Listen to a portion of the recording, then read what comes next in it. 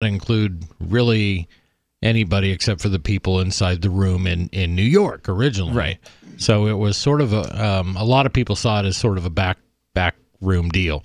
Right. Smoke-filled room. It was later explained to me in a way of basically everybody that was part of that agreement knew that they weren't actually going to fulfill the agreement. And so then my question is, why even agree to something if you know that everybody is lying? I think there was a real... I think the honest thing was they were trying to present some sort of consensus coming out of this meeting. And it just, you can present it, but then you got to follow through. But in the end, people started dropping off, and then something came along called a user-activated soft fork, UASF, and that allowed activation of the Bitcoin, kind of the original core developers of Bitcoin, to move ahead with something that they wanted, SegWit, but it did not. It sort of split that between that and the activation of larger blocks, which the big blockers wanted. But in the end, on August 1st, 2017, the big blockers kind of took off and they said, we're going to split the chain. And they split it, and that's what became Bitcoin Cash. It was running different software than Bitcoin. It was not compatible with Bitcoin, so it became its own cryptocurrency, which is fine in my estimation. You know what I mean? It's a big market out there, and we're still in the baby steps phase. We don't know which one's going to win. We don't know which direction's going to win. We don't know what billions of people are going to choose, and that's what it's all about. But there were kind of two distinct, directions to go in. So that gave us Bitcoin Cash. Fast forward, and one of Bitcoin Cash's credos during this whole thing is we're not afraid of doing hard forks. Now, you'll hear people talk about soft forks and hard forks. A soft fork is when you upgrade software in such a way that it allows backwards compatibility. You don't have to upgrade to the newest version. You can if you want the new features, but you don't have to. That's a soft fork.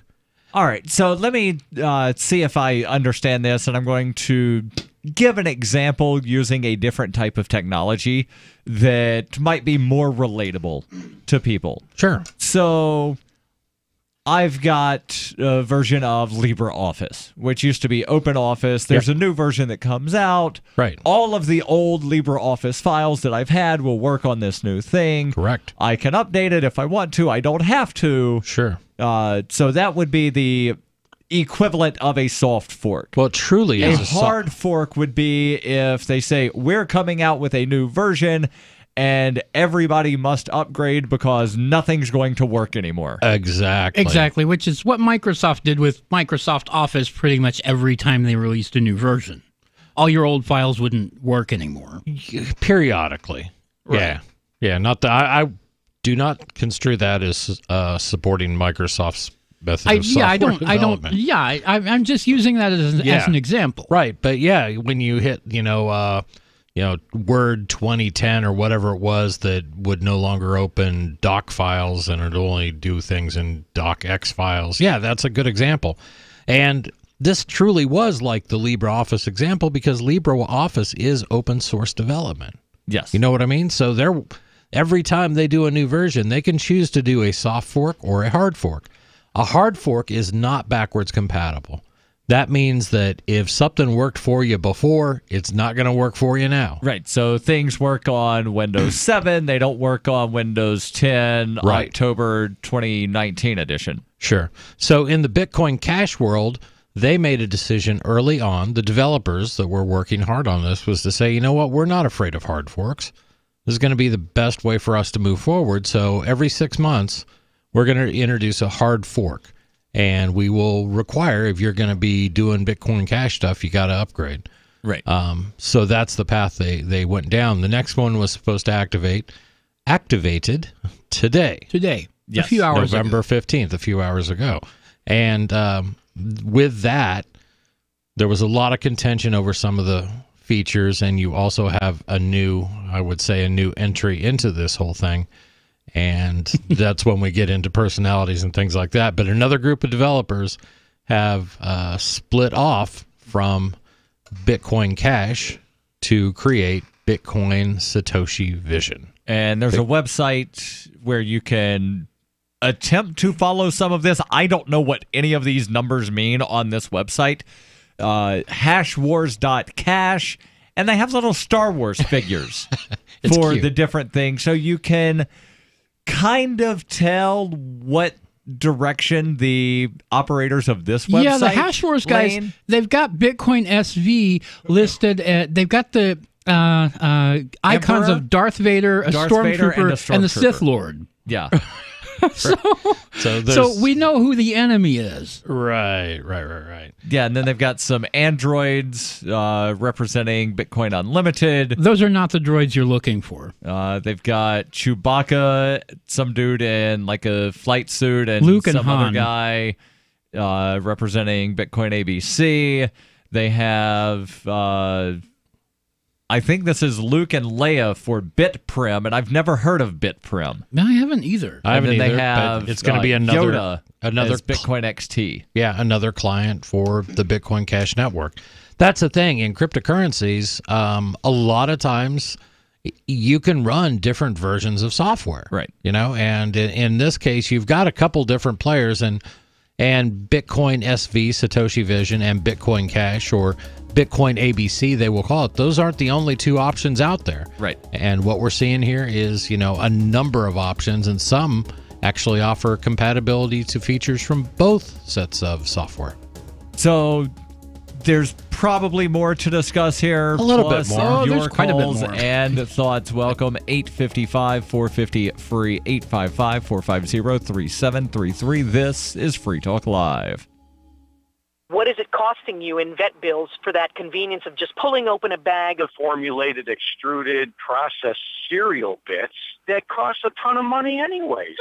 how do you feed your dog to derive not only energy, but a good coat, bright eyes, and a great attitude? Come to Dynovite for help. DINOVITE.com. I found his raw meat diet on Dynovite.com. With just the raw meat and the eggs and the Dynovite and the Super Omega on top of it. Try Super Omega Fish Oil. Buy 2, get 1 free. Ground beef, white rice, eggs, including the shells, and the Dynovite supplement, and then the Lico Chops. Try Lico Chops. Buy 2, get 1 free. It just balances out his body and his mind and his spirit. Adding Dynovite to their diet has every single dog in my kennel looking better than they have ever looked. Their skin is so much better now that they're on the raw diet. I don't even give them the kibble anymore. DINOVITE.com.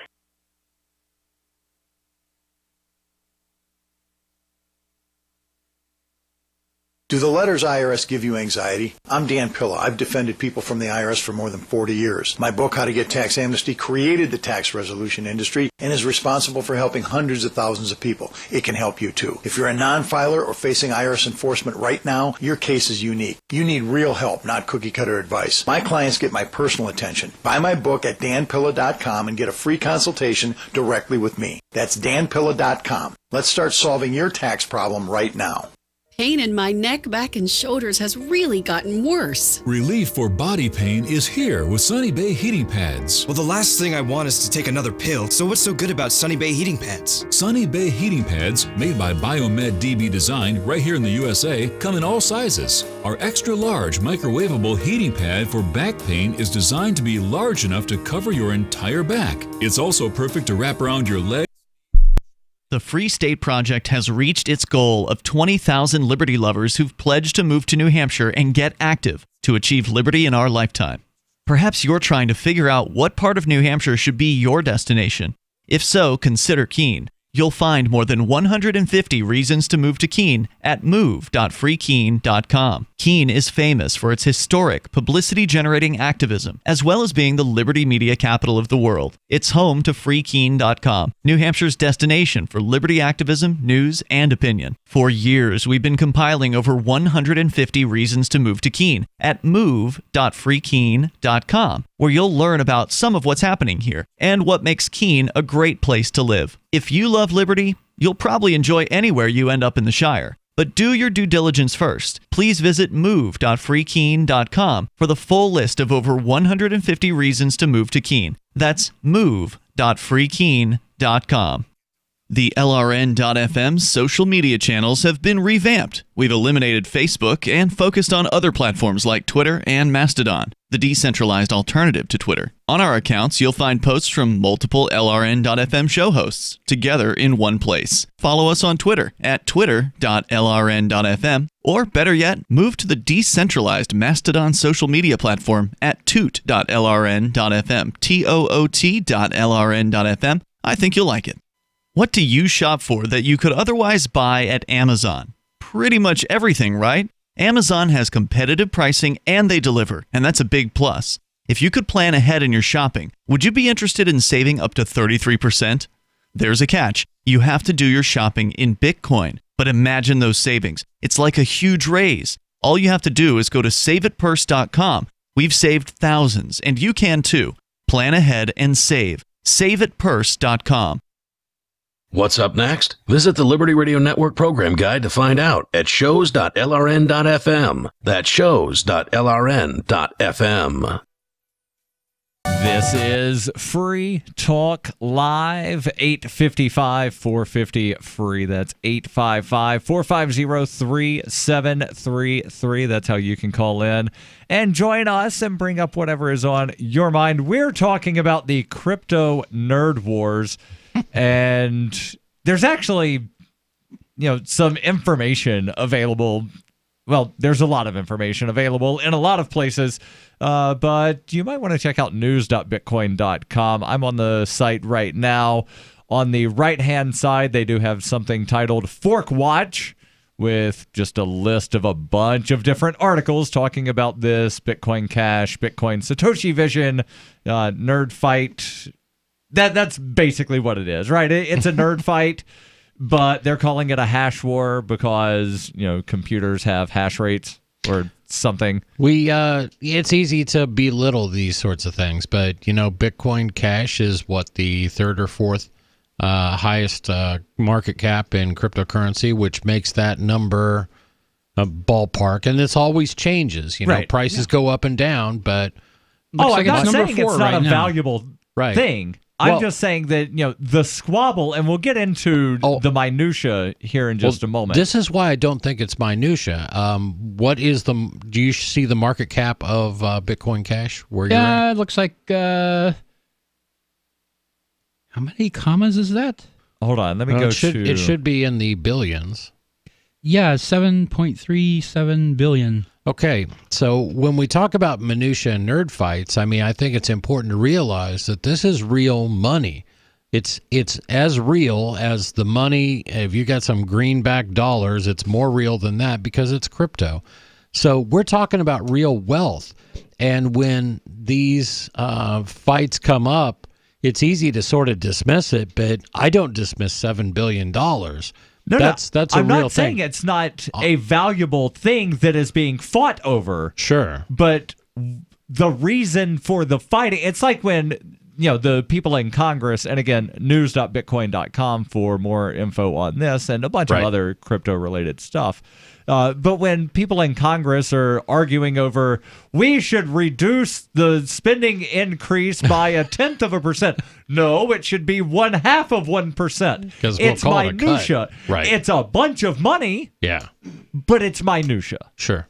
And when you're talking about market cap for the entire crypto market of somewhere around, I'm guessing $150 billion, 7% is certainly some percentage of that. And there are a lot of people, not just wealthy people, that own cryptocurrency.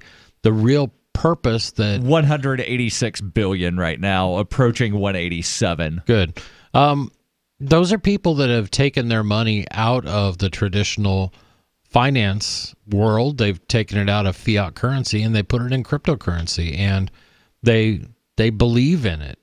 Some are doing it just for speculation. I get that. But what this can do is remove our dependency on federal money, and fiat currencies that are just decreed by governments to have some value are bad for you. They hurt you, and they hurt your neighbors, and they hurt the poorest among us the worst. And this is why it's not a good idea. Cryptocurrency has been one of those tools that has allowed us to fight back against them. And right. I think it's very important to see how this stuff shakes out. So again, this whole thing between Bitcoin ABC and Bitcoin Satoshi Vision. Yep. We had Roger Ver on a few nights ago, and he was saying that one side wants to make some changes now and then make another set of changes in 6 months, and the other side wants to make the second set of changes. Let's call them change Y. Right. They want to do change Y now and wait for change X for 6 months. So it's, basically quibbling over an order of operations. Well, there is some of that. So let's talk about the players in all this. So Bitcoin Cash, or this version of Bitcoin Cash, ABC, which is running Bitcoin ABC software, is most heavily supported by Roger Ver and Jihan Wu. Roger Ver runs and owns Bitcoin.com. Yep. Jihan Wu owns Bitmain. Bitmain is the largest producer of mining hardware on the planet. Okay. So he does a lot with all sorts of different cryptocurrencies, but he's taken a particular interest in Bitcoin Cash. That is the Bitcoin ABC side. The Bitcoin SV, Bitcoin Satoshi Vision side, is most prominently represented by two people. One is Calvin Ayers, a online gambling billionaire. He's got billions of dollars. He's very much into the crypto scene. He controls the mining pool CoinGeek, which is the largest mining pool on the Bitcoin Cash side. Mining pools are collections of miner hardware that allows new coins to come into existence, and they also secure the network by processing those transactions and all sorts of things like that. A pool allows people that don't necessarily have a lot of computer power to somehow send that computer power through the internet to somebody else's computer, and then they collect from a bunch of different people. Yeah, they get a share based on how much computing power they're contributing. Right, and because when new Bitcoins are created, that is called a mining reward. You get that for the hard work that your computer does in all this stuff. So through all this, again, Calvin Ayers, CoinGeek, biggest mining pool out there, and the second one, Roger Ver's Bitcoin.com. I'm sorry, we're sticking to Bitcoin SV or Satoshi Vision. The other major player in this is Craig S. Wright, and Craig the S. S stands for fake Satoshi. Craig Stephen Wright. But he does claim to be Satoshi. I like Stephen Wright. He claims to be Satoshi, and a bunch of people say if you were really Satoshi, you could have proven it a long time ago. A lot of people, he's like, I don't have to prove it to you. You should just believe it because I say it. Yeah, he's a controversial figure, to say the least, in the cryptocurrency world. Now, Craig Wright is seemingly a well-educated guy, seemingly a intelligent guy. Not saying it's seemingly, but he is a bombastic guy. He likes to throw the verbal bricks around, and he's not afraid of picking a fight. He's also claiming that he's going to destroy all of cryptocurrency by the end of next year. Yeah, pretty much. So Craig Wright, a few years back, started a company called N-Chain, which was going to do development in the cryptocurrency space, and he has pursued a lot of patents. He sees the Bitcoin ABC side implementing some things that will allow a lot of transparency, a lot of opacity to transactions. In other words, make it easier for people to hide transactions. What his issue with that, he says, is that that's basically saying, hello, law enforcement, we're creating a cryptocurrency specifically to be used for illegal drug trade and kiddie porn and to fund human trafficking. He's saying that the direction that Bitcoin Cash, Bitcoin ABC is headed in is strictly about enabling illegal activity. And he says that's never going to fly. You want to bring down the heat, bring it down this way. What I want to do with Satoshi Vision is roll the version back to version 0.1 when Bitcoin was first released. Go back to 2009. Exactly. He wants to do away with a lot of the new things that we did and bring back some of the old stuff. And let's talk about some of those new things, some of the old things. The new things are old again, the old things are new again, etc.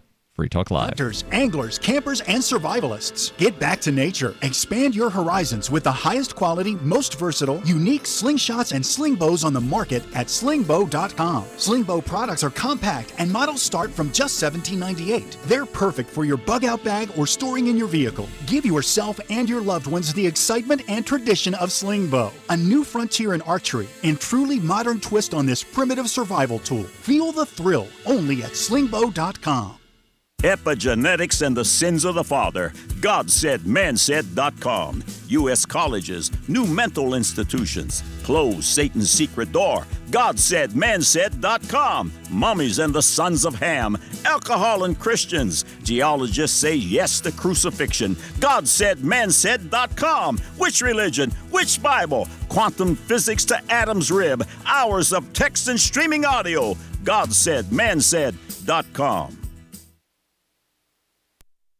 This is Michael Dean from the Freedom Fiends. I've run websites since 1996 and have used over a dozen web hosts in that time. AgristHosting.com is the only one that hasn't broken my heart. Agrist Hosting's uptime and service is stellar, and their DDoS mitigation is the best I've seen. That's important because if you tell the truth in this world, you'll ruffle feathers. And some people will try dirty tricks to silence your voice. No matter what the haters hit us with, Agrist Hosting keeps our websites online. If you have a mission-critical commercial presence or a world-changing activism site, you cannot tolerate any skullduggery. So go with agristhosting.com. Have a WordPress or blog site, but you're not satisfied with performance or uptime? Or just want raw hosting? Want to pay with Bitcoin? Agrist Hosting specializes in high-performance hosting with personalized service. Go to agristhosting.com and click on the button that says Get Hosted. That's agristhosting.com. Looking for a great real estate investment? Consider New Hampshire, which is ground zero for the Liberty Movement. Your first call should be to Mark Worden from Porcupine Real Estate. He's more than just a real estate agent. He's your New Hampshire concierge. Where are the best places to live? Do you want farm, city, the burbs, or forest? Do you want a duplex or multifamily building so that renters pay your mortgage? There are homes in all price ranges in New Hampshire, and Mark can help with financing too. Invest in Liberty and property. Mark Worden can help. PorcupineRealEstate.com. Did you know we've taken our LRN.FM telephone listen line to a new level with the LRN.FM audio on demand line? Now you can call 712-770-8447 anytime and listen to LRN.FM's live feed. And you can listen to a bunch of our original shows on demand. Long distance fees may apply. Just dial 712-770-8447 and choose from the menu. 712-770-8447. We have some good news. The indictments against Ross Ulbricht in the District of Maryland were dismissed with prejudice, meaning they can never be refiled. This is especially good because those indictments contain the only charge ever made that Ross engaged in murder for hire. This was a serious allegation that Ross Ulbricht denies. It was never prosecuted or ruled on by a jury, but was trumpeted by the federal government and the media as if it were proven fact. The Maryland court held these indictments for almost 5 years, poisoning Ross's case and leaving him under a cloud of unproven allegations. As explained in Ross's appeal to the Supreme Court, the fact that the judge used these allegations to give Ross a draconian sentence of double life without parole violated his Sixth Amendment right to a jury trial. Judges are required to issue sentences based on convictions decided by a jury, not unproven allegations never even charged at trial. Although this is a positive development, the dropped indictment will not set Ross free. Now, a presidential pardon is Ross's only hope of freedom. Sign the petition at freeross.org. freeross.org. Join the LRN.FM Discord for live chat 24/7 at discord.lrn.fm. That's discord.lrn.fm.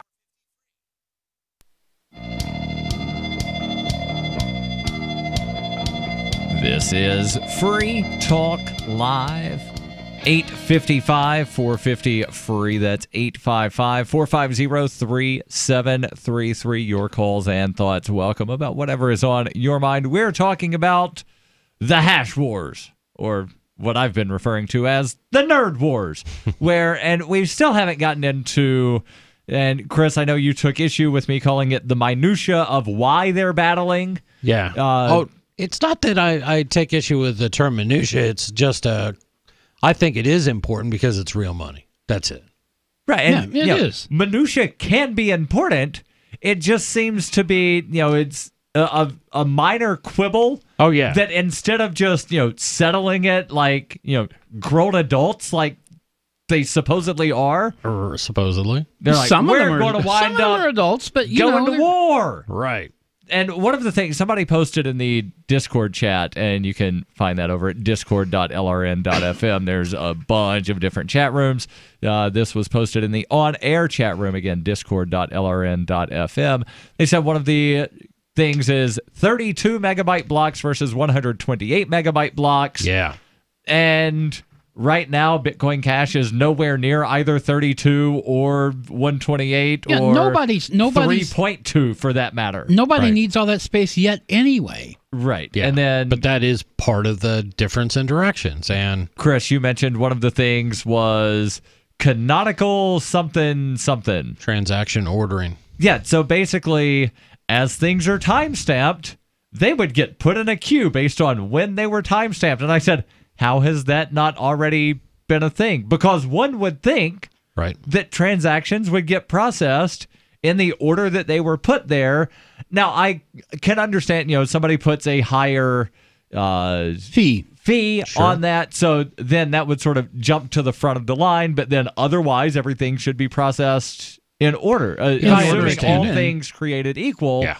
But if it's not a canonical something, then they could just, for some reason, sort of blackball a specific address if they wanted to. The positive side of that is it's supposed to add stability to the blockchain, and it's supposed to add some level of scalability, and that's why the lead developer on the Bitcoin ABC side, Amare Sachet, if I've got his name right, something like that. I have no idea. Probably mispronouncing it, so my apologies. But, those are the things that he's looking at. And he's, if you watch some of his videos that talk about this release, the other thing that they're doing is jumping to 32 megabyte, while the Bitcoin block size, I should say, the blocks that are mined by miners. Possible block size. And again, they're nowhere near. Right. But they want to put a 32 megabit limit on it, and the Bitcoin SV with Craig Wright says, no, we're going straight to 128 megabyte. So again, it's sort of silly because nobody can fill up those blocks now with the transaction, even though it's at like 4 megabits or 8 megabytes in size right now. But, the answer from the Bitcoin ABC folks is, we did a stress test a couple months ago, and we threw tons of transactions. The biggest block size we got to was 22 megabytes. And we saw things behaving funny. Things just weren't right when we got to blocks of that size. So we said, we don't even need it. We don't need it. Why would we go to 128? So, let's work on, and in his words, let's work on the most expensive things first. The things that will require the most coding to repair. And, that's where he sounds like he wants to do a deeper dive into some of the things that they discovered when they tried that scaling experiment. So in the end, a lot of this comes down to two very different personalities in my mind, Roger Ver versus Craig Wright. Craig Wright has famously claimed to be Satoshi Nakamoto. And whenever he's asked to prove it, he says no. Yeah. Or I don't need to prove it, just believe me. Or he gets somebody to tell people that he proved it to them. Well, yeah, and that's an interesting thing too, and we talked about that yesterday in our discussion. The proof that he provided was he invited a bunch of reporters who had been involved in breaking the story in the first place, and a couple people in the Bitcoin world, most notably Gavin Andresen. Gavin Andresen is well known because he's a former Free Talk Live amplifier. He is also the guy that when Satoshi disappeared, he basically turned over the keys to and said, you run Bitcoin from here on out. And Gavin was a very senior developer in the early Bitcoin code. So now, is Gavin, the last I heard, he was still working on Bitcoin Core.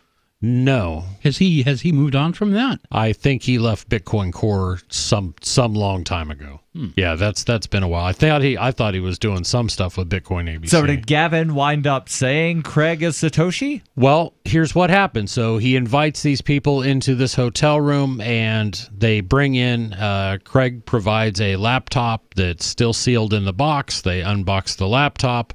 They connect it to the hotel Wi-Fi. Okay. They load up a version of Electrum, which is a Bitcoin wallet. Yep.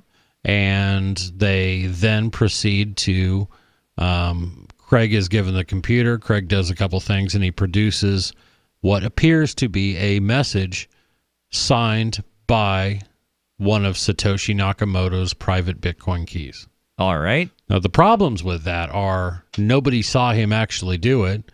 The signature, if you look at it, is identical to another signature used by Satoshi Nakamoto. Yeah, the signature was faked. Well, in other words, yeah, when you do a cryptographic signing, you expect certain things to be different because what you type into your message, for example, affects the outcome. Right. So instead of a proper signature, he copied the signature off something else. It looked like a copy and paste, and so you still had Gavin Andresen coming out of that going, based on what I saw, and I can't verify everything, sure looks like the dude Satoshi Nakamoto.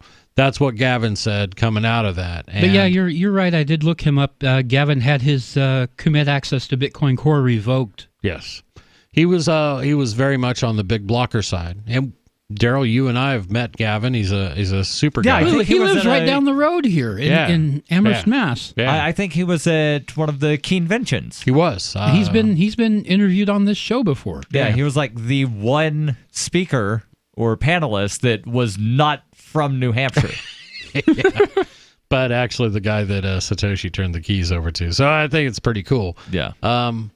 But even Gavin, came out and originally said that, yeah, Craig Wright looks like he's Satoshi. And then as time has gone on, he's, as other people, and this stuff happens. What I'm hearing here, it sounds kind of like the Giorgio Tsoukalos thing, to where he's like, I'm not saying it was aliens, but it could have probably been aliens. Right. And, of course, other people are going to come to him with other ideas and goes, well, did you check it this way?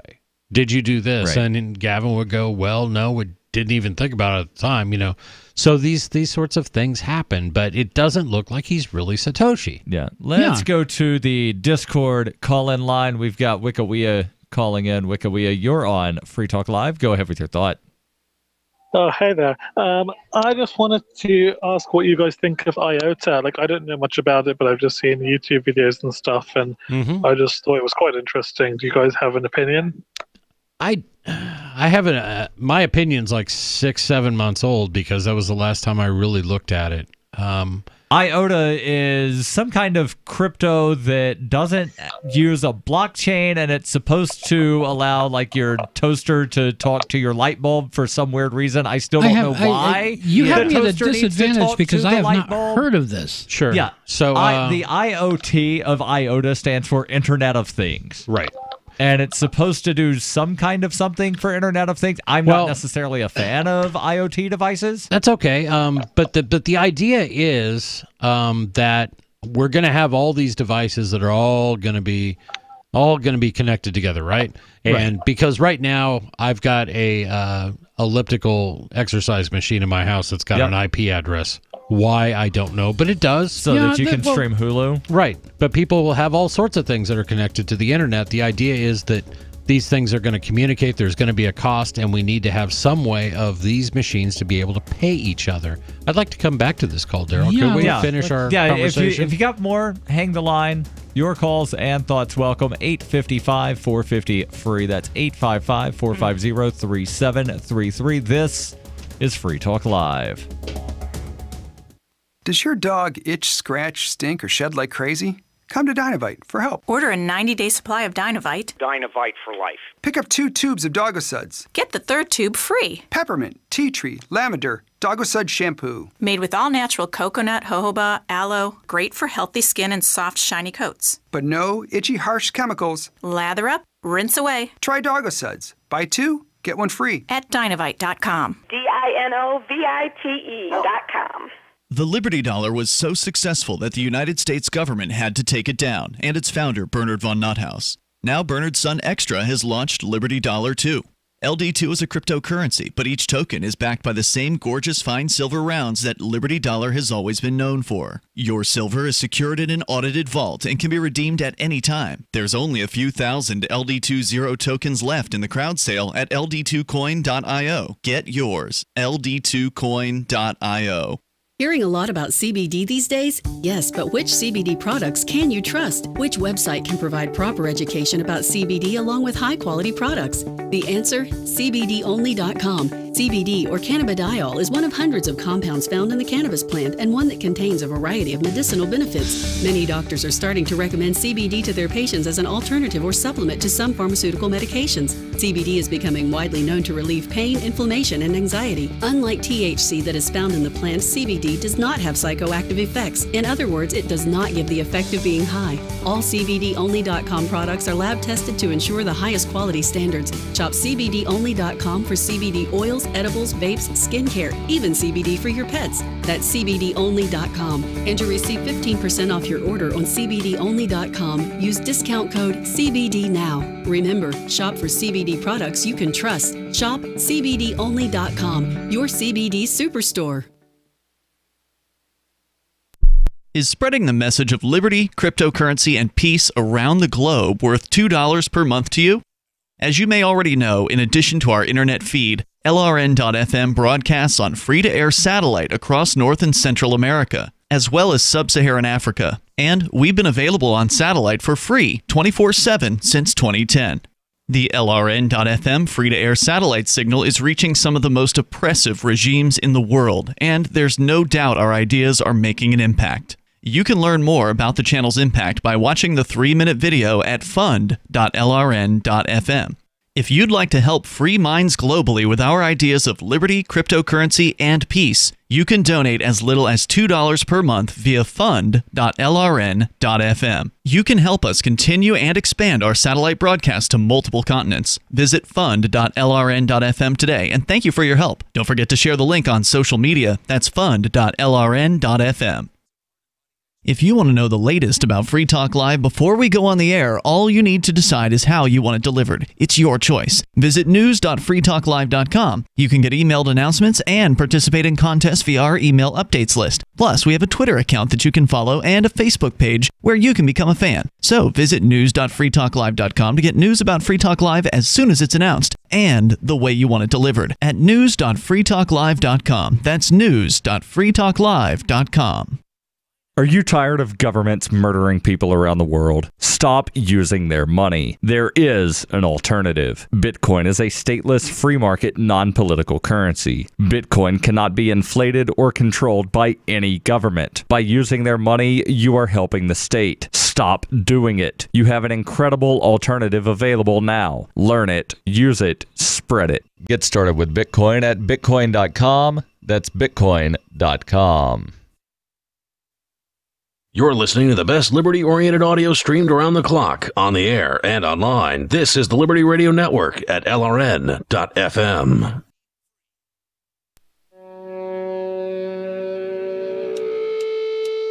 This is Free Talk Live, 855-450-FREE. That's 855-450-3733. That's how you can call in and join us.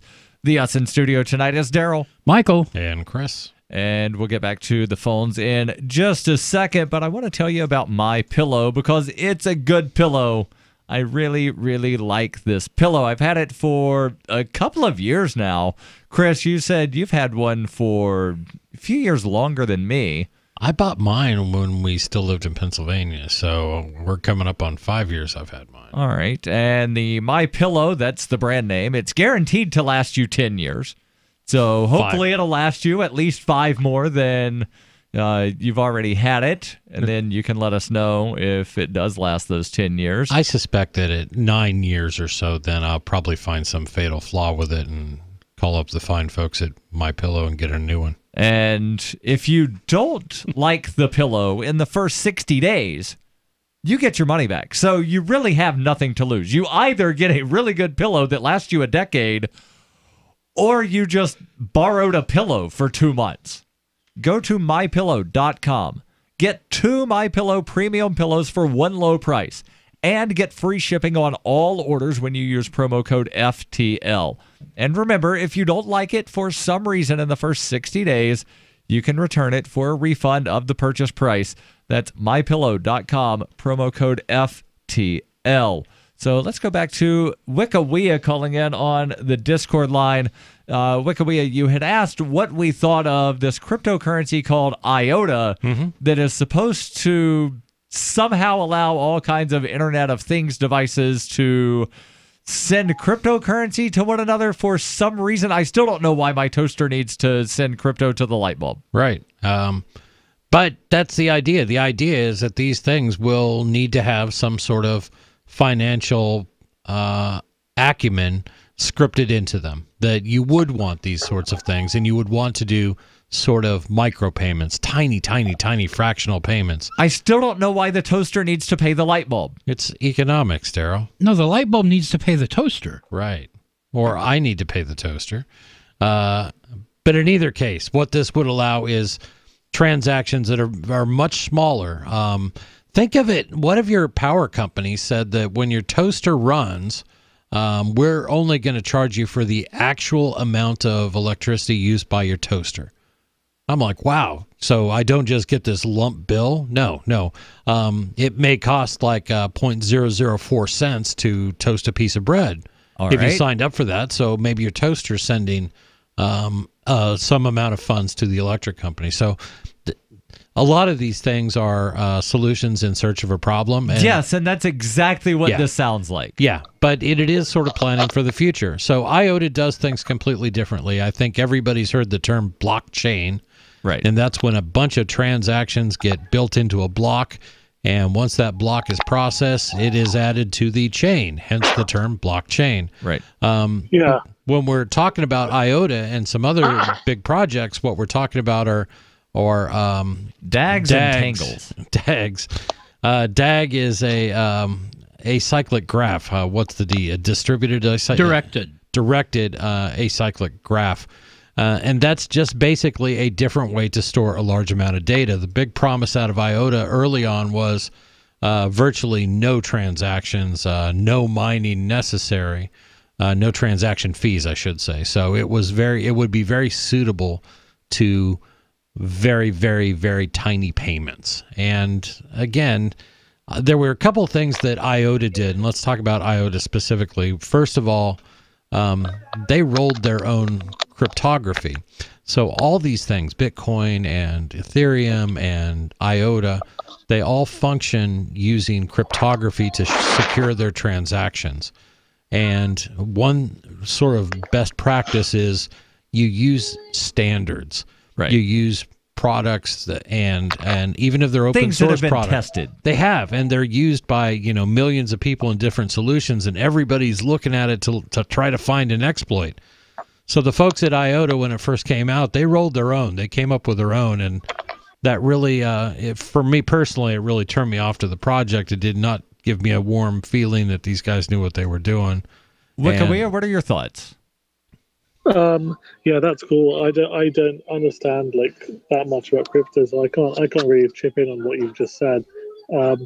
Yeah, I mean, I had a slightly unrelated quick question. If there go ahead. Time. When you were losing weight, do you remember how many? Were you counting calories? And if so, do you remember how many you ate per day and how many you burned per day and stuff? Because right now I'm aiming for 2,200 calories, and I'm trying to do. Oh, I was definitely way under that. There were days that, and Wikiwea, thank you for the call. There were days that I was definitely below 1,000 calories.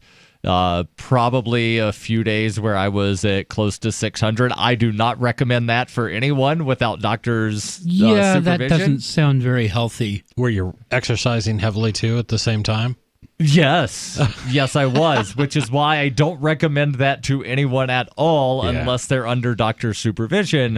Yeah. But, really it's all, I don't want to say it's all about a mindset, but you really do have to change your thinking about how you eat food, and that, like, food doesn't control you. Right. And you were a big guy, Darryl. I was. You were not a fit, svelte athlete like you are today.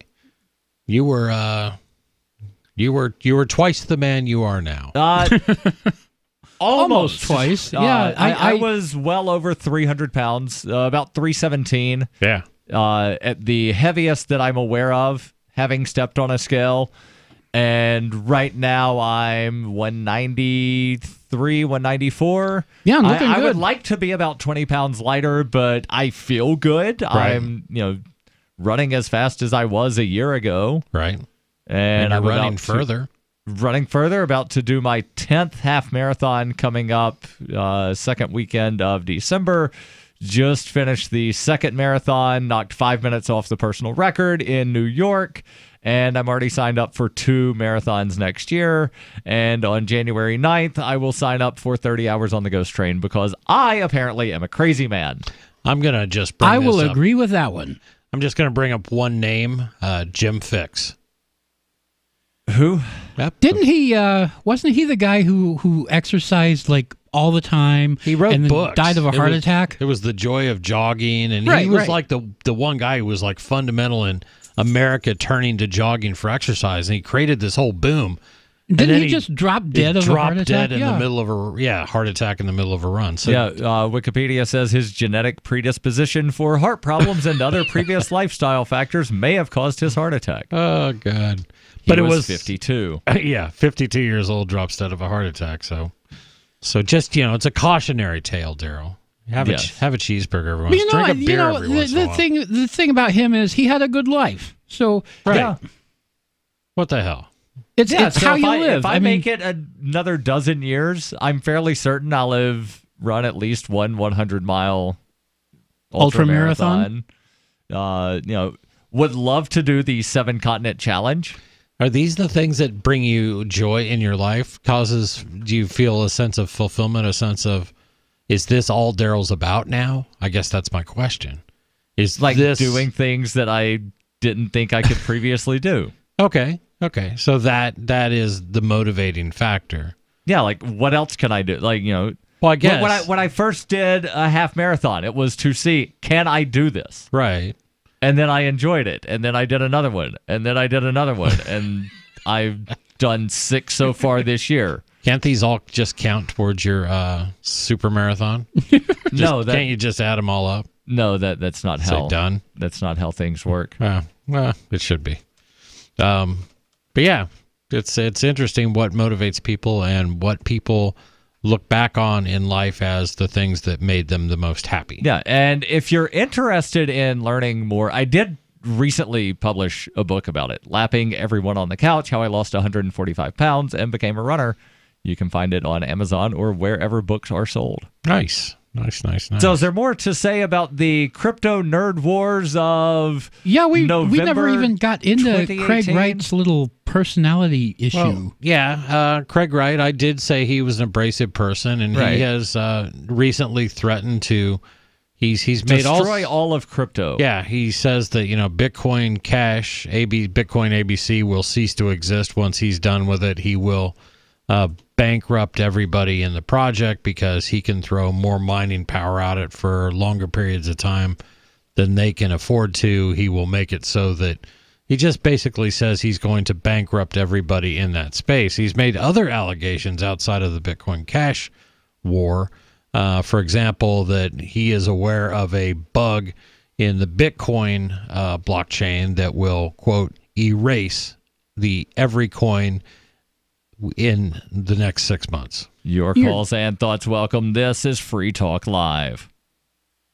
Investors. Marijuana has unleashed a green gold rush across our nation. It's creating $10.8 billion in new wealth a year. And every day, it's transforming more and more Americans into millionaires. Former Speaker of the House John Boehner reveals how you could become one of them. Join him online for the American Cannabis Summit. Attendance is 100% free, but space is limited. Join online at www.acs2018.com. John Boehner and an esteemed panel channel will reveal which cannabis stocks are primed to deliver life-changing windfalls. Plus, they will show you how to become a cannabis angel investor, backing the hottest startups before they potentially become worth billions of dollars. To join the American Cannabis Summit, visit acs2018.com or text JOIN to 76280. Don't miss this once-in-a-lifetime opportunity. Text JOIN to 76280. Text JOIN to 76280 now.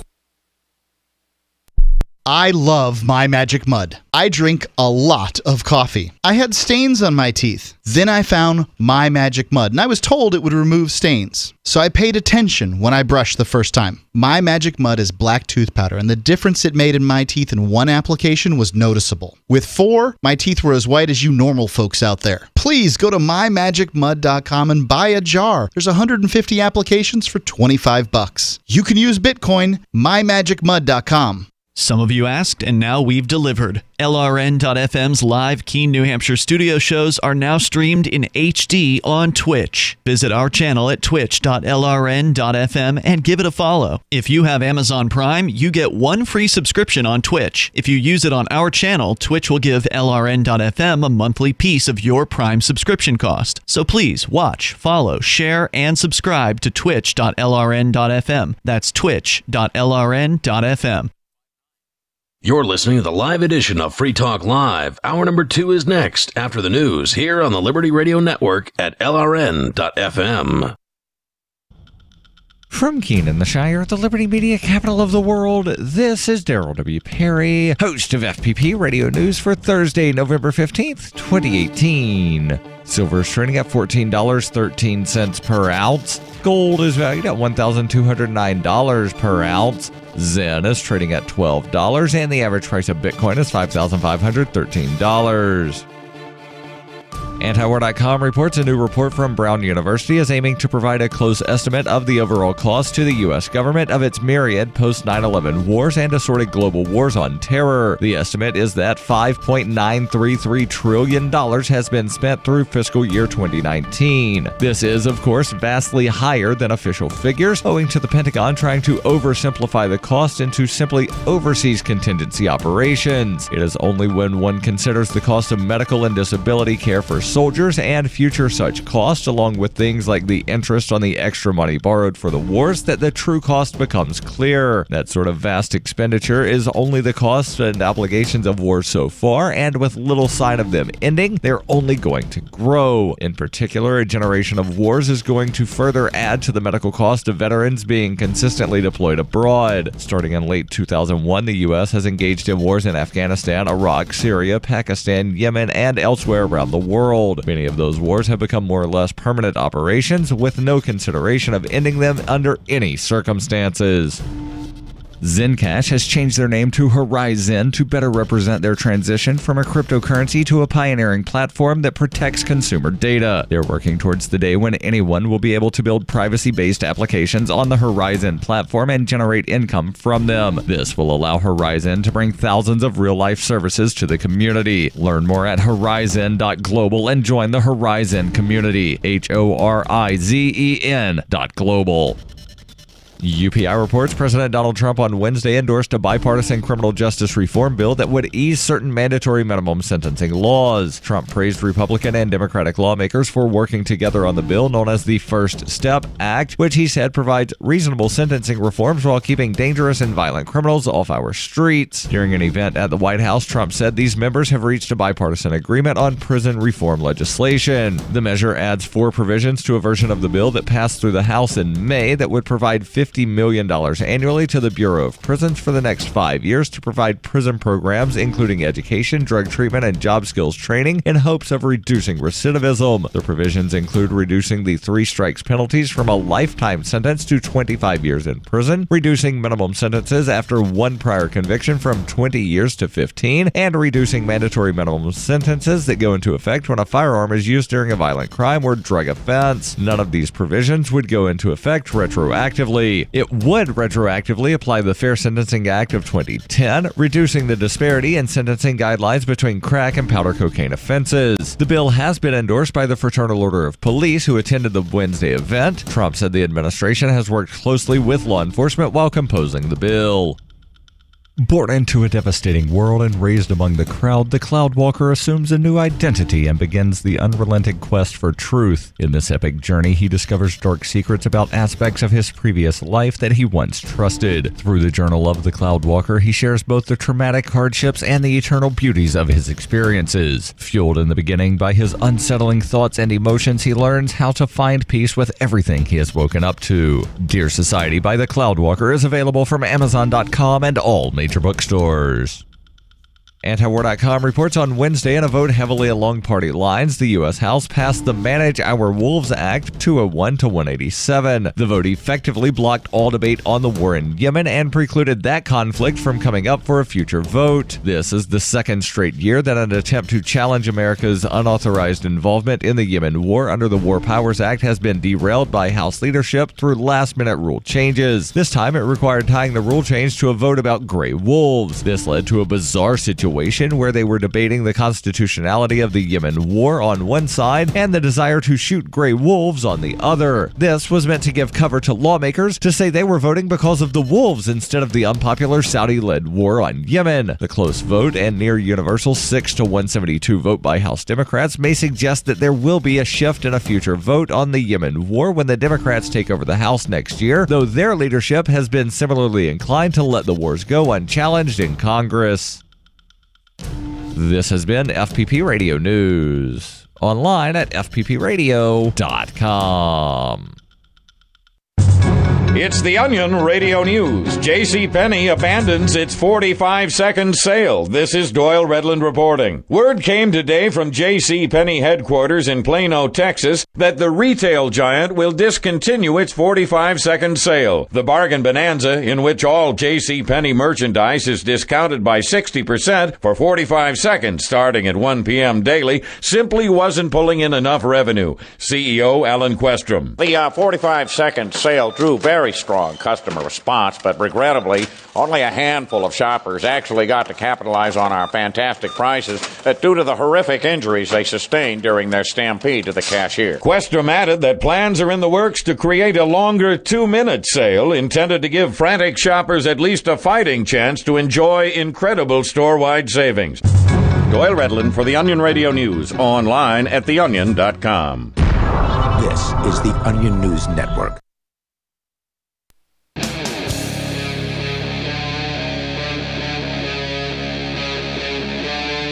Free Talk Live. This is Free Talk Live. 855-450-FREE. That's 855-450-3733. Your calls and thoughts welcome about whatever is on your mind.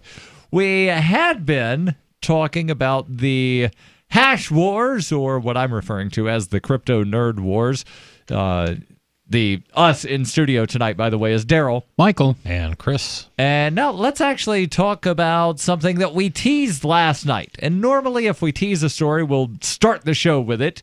But the hash war seemed to be sort of, like the big sort of news of the day in the crypto world. And I think most of the hosts are at least users, if not enthusiasts. True. Of cryptocurrencies. True. Yes. And this was making mainstream news because this war may have, it looks like it's suppressed price across. So Bitcoin was, down 10, 11%.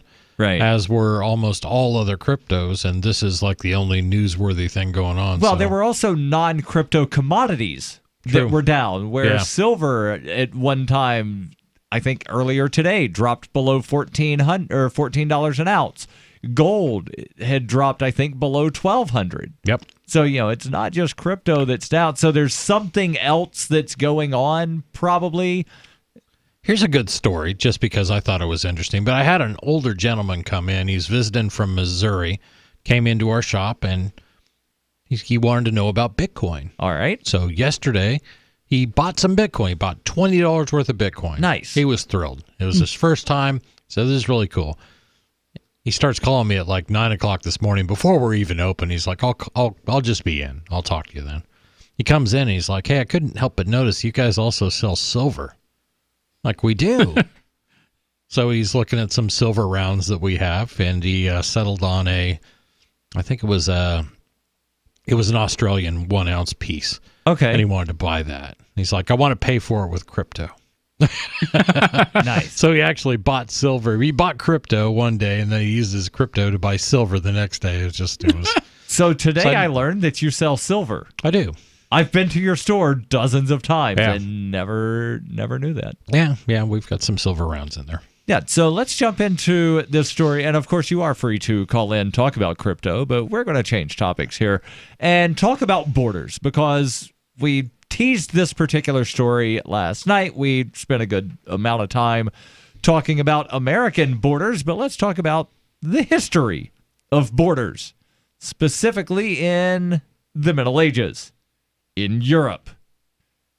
The concept of a nation is one that's bounded. It begins and it ends. Story, by the way, comes from Forbes. We recognize that the limits and borders of a nation might shift over time, but out there somewhere is a line that separates us and them. And how people draw those borders affects how we even define us and them, or how, even if sometimes they become us. Right. But it hasn't always been that way. In fact, throughout the period known as the European Middle Ages, there were no borders at all. Most often, when we picture the Middle Ages in our heads, a map like the one above comes to mind. And they have a map that shows, kind of like rounded lines in certain areas and certain things marked as, different sort of kingdoms or empires. And it's generally what people think of, right? Like the Holy Roman Empire was just sort of like some kind of big thing that went over and ends over somewhere near, like what's Poland now, but it was kind of a straight line going from like the North Sea down to almost the Black Sea, right? Right. And then over on the Iberian Peninsula, there's just sort of a line separating, Espanol, or what I think at the time was Gaul, from something else, and then Francia was separated by some other things. It looks like maps we draw of our own world, differently shaded areas showing different political entities with nice, solid black lines showing where one thing ends and another thing begins.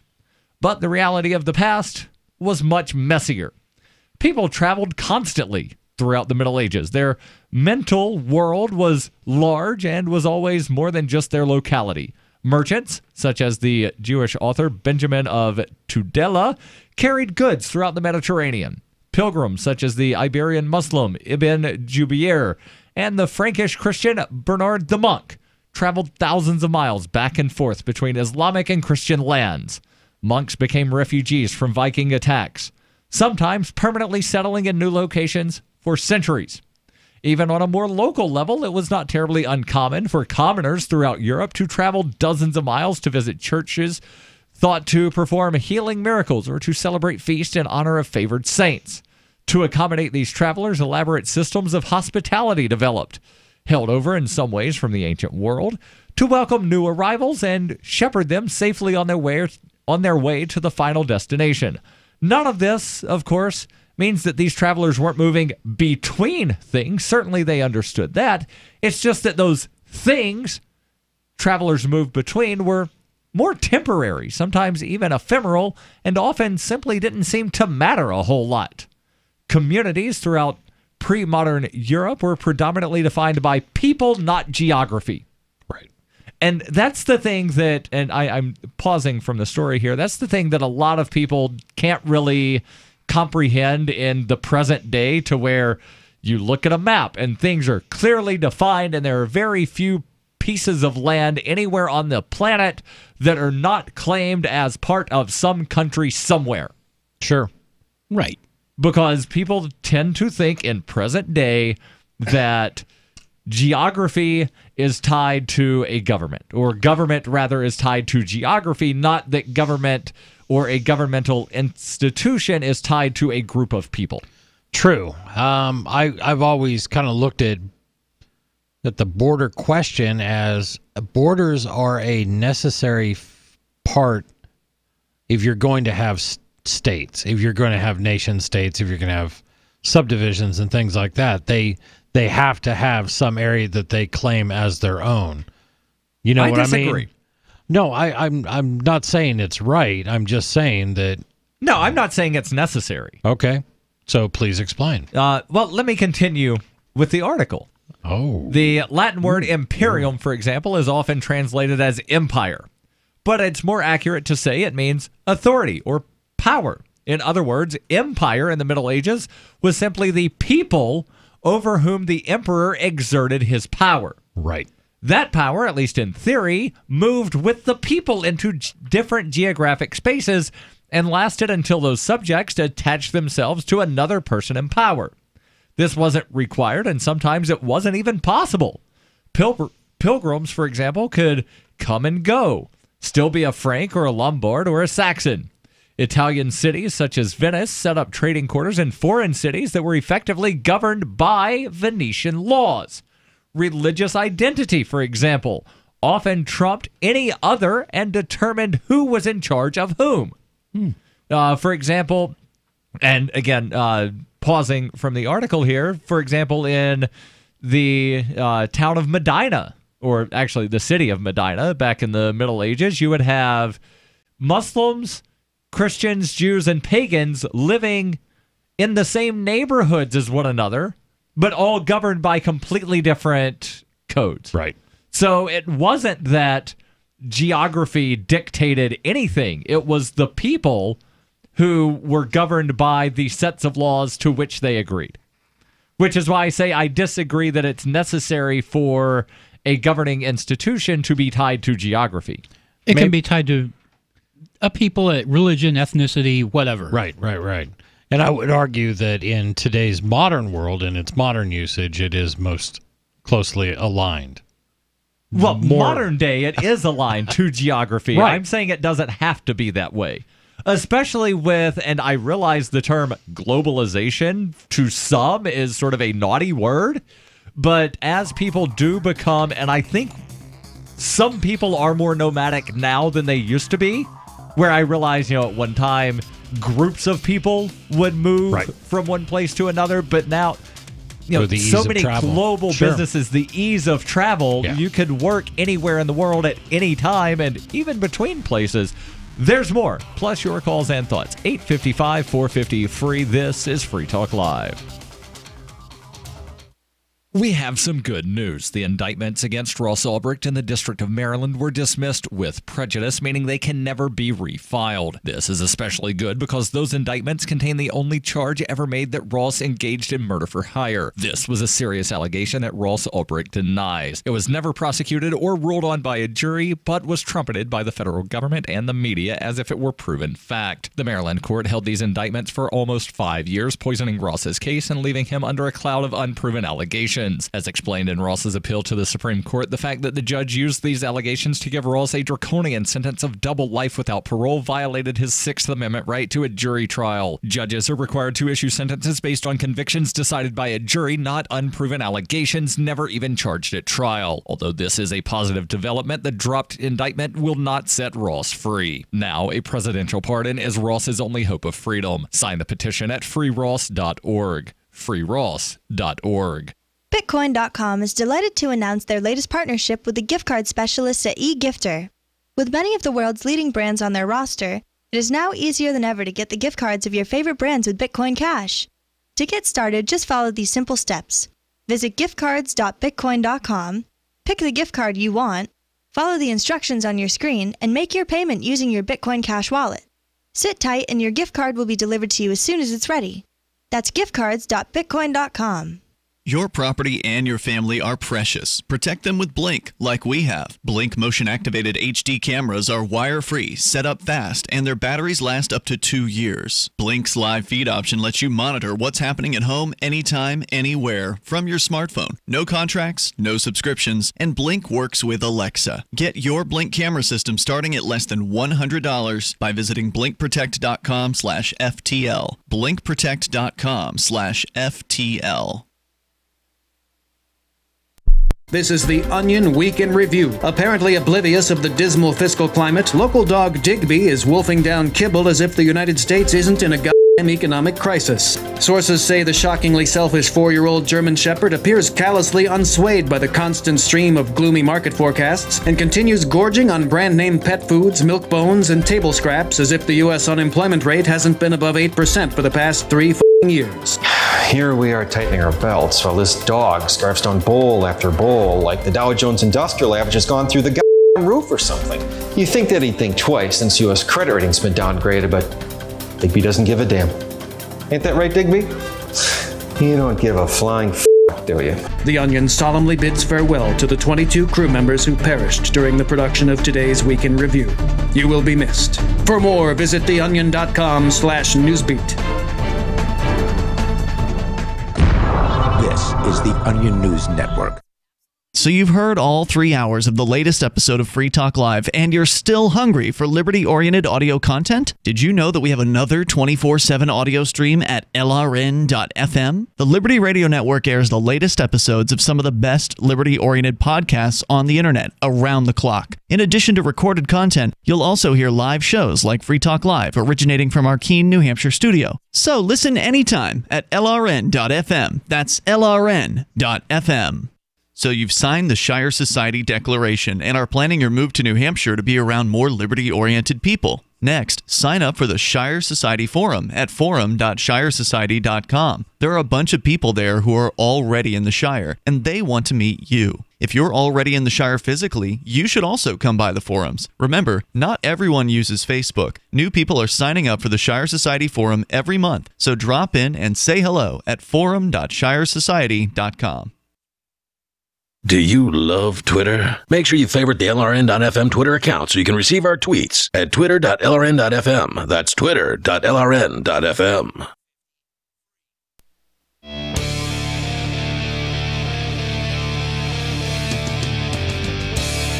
This is Free Talk Live. 855-450-FREE. That's 855-450-3733. And we'll get back to the discussion here about the history of borders and how they didn't really exist in the Middle Ages, plus your calls and thoughts. But first, I want to make sure that I tell you about a way that you can protect your family and your property. That would be the Blink security system. Blink motion activated HD cameras are wire-free, they set up fast, and the batteries last up to 2 years. And Blink's live feed option lets you monitor what's happening at home anytime, anywhere from your smartphone. No contracts, no subscriptions, and Blink works with Alexa. Alexa, check my Blink cameras. Get your Blink cameras system starting at less than $100. Yeah, that's right, starting at less than $100. Visit blinkprotect.com/FTL. blinkprotect.com/FTL. Let's go to the phones where we've got Sarah calling in from New Mexico. Sarah, you're on Free Talk Live. Go ahead with your thoughts. Yeah, so I'm all very much in favor of banning the sugary, fruity flavors of the e-cigars from the regular market. And so the kids that are over age could buy these flavors. So that I've always been anti-tobacco. I hate all forms of cigarettes and suffering from secondhand smoke all of my life. Chris, you're a smoker, and you look incredibly confused right now. No, it's just I'm used to hearing this stuff. trying to I'm trying to process this myself because I smoked for 20 years, and it was only because of e-cigarettes that I was able to finally quit. So I am very disturbed when I hear people that say they want to ban these things, like the FDA wants to ban e-cigarette flavors. I mean, I enjoyed those. I used those to get off of cigarettes. Right. Having actually read, what the proposal is, it would only ban the flavors from being sold at convenience stores and grocers. It would not ban them from being sold at vape shops or being sold online. I'm sorry, slippery slope, anyone? Yeah. I'm not saying it's a good idea, Chris. I know that. I know you're not, Darryl. Yeah, there's the belief that it's being banned from everywhere when I don't support what they're doing. Right. But, my first thought was, holy crap, all of these vape shops are going out of business, and that, oh, wait, the vape shops aren't going to be affected, right. ... asterisk right now. Still a bad idea. So do you suffer from exposure to vaping? Well, the thing is, the vapor it do not bother me as much, but the whole idea is the young people, like 16 or 15, they're going to get hooked on nicotine, and that's the part that I'm against. Well, they were doing that already anyway. Right. Right, and 16 and 15-year-olds can't legally purchase tobacco products anyway. But it didn't stop it. That's the whole thing. You know, when we prohibit things, you might make it harder, but all you're really doing is forcing it into a black market that'll be completely unregulated. When I was like 7 or 8, I could go buy cigarettes for my stepmom. In fact, I clearly remember her handing me like a $5 or $10 bill, telling me, pay for gas, get me a pack of cigarettes, and there better be change. See, before inflation. I love that. Before inflation. You know what? They put a stop to that because the minors, they have to. You have no access to buy cigarettes now, right? Because they changed the law. I know they made it so. anymore. Yeah, you can't use your kids to go get your cigarettes. Right, because we have changed that. So I mean, it's only right to protect minors. I mean, it's different for you. You're a grown adult. You want to quit. So the e-cigars actually help to wean off the nicotine. Right. Why would we want young people to, start with these addictive substances? You know, I worked very hard to get rid of the bovine growth hormones out of the milk here. Hold on. One thing at a time. Hold on. And saying that it shouldn't be banned and saying we want teenagers to get addicted to nicotine are completely different things. This is not. These aren't even related. I don't want anyone to get addicted to nicotine, but I don't think that it should be banned. It should not be a criminal offense to. You tell a teenager they can't do something, they're going to go sneak behind your back and do it. Exactly, Michael. And if you eat enough tomatoes, you do wind up getting a little bit of nicotine because there is nicotine in tomatoes. All right, Sarah. A tiny bit. You were you're obviously a young lady, but. Do you remember being a teenager and having this urge to do things that your parents said was not good for you, or an urge to do things that people said you can't do or you shouldn't do? That's part of human nature, right? Do teenagers act like that still? Do they? Do you think? Yes, but you know what? But that's where the government needs to protect them, though. But it doesn't. It's like, why did I speak so ban bovine growth hormones out of milk? You know, and I was successful. Here, the local dairy, Creamland, that supplies all of our school. The kids drink whatever that's given to them. Right. But it's the grown-ups' ability to protect children because it affects the girls. Well, so why should we make these nicotine sweet fruity flavors available to make it enticing for the children? Just like they had these candies that were cigarettes or something like that was enticing all these little. They banned those. Yeah, those were great too. I remember taking a quote-unquote puff on candied cigarettes never made me want to actually light up one of those smelly nicotine cancer sticks. Sarah, thank you for the call. But I love when they had that little bit of powdered sugar in them, so that if you blew out through the candy cigarette, you got like a little puff of smoke. Yeah. Never made me want to light up a cancer stick. No, but what did make people want to start smoking when I was a teenager was seeing the older kids smoking, seeing the adults smoking. That's what makes you do it. If you're surrounded by that stupid Camel. Right. It sure as hell wasn't Joe Camel. It was seeing people you respected doing something that, and same thing with alcohol, you know. Spuds McKenzie never made me want to drink that horrible crap that is beer-flavored water. No, which beer was that? One of the ones that is basically water flavored like beer. Bud Light. Oh, okay. Yeah, it was a Budweiser. But that's the whole thing, and that's why Prohibition, one of the many reasons why Prohibition never works. All it does is take away liberties. If you want to address root causes, then educate. Yes. If you get a private organization together and come up with your own anti-smoking ads, that's great. But you don't need force, and you don't need to spend taxpayer money to do it. What you'll find will be the same thing that happened when places like Portugal made most drugs decriminalized. People just lost interest. Kids don't do drugs as much as they used to. You want to stop teenagers from smoking and vaping? You convince them that it's not cool, it's not sexy. Right. That's it. Yeah. Good point. Your calls and thoughts welcome. 855-450-FREE. That's 855-450-3733. Your calls and thoughts about whatever is on your mind. More from this story about the lack of borders in the Middle Ages. This is Free Talk Live.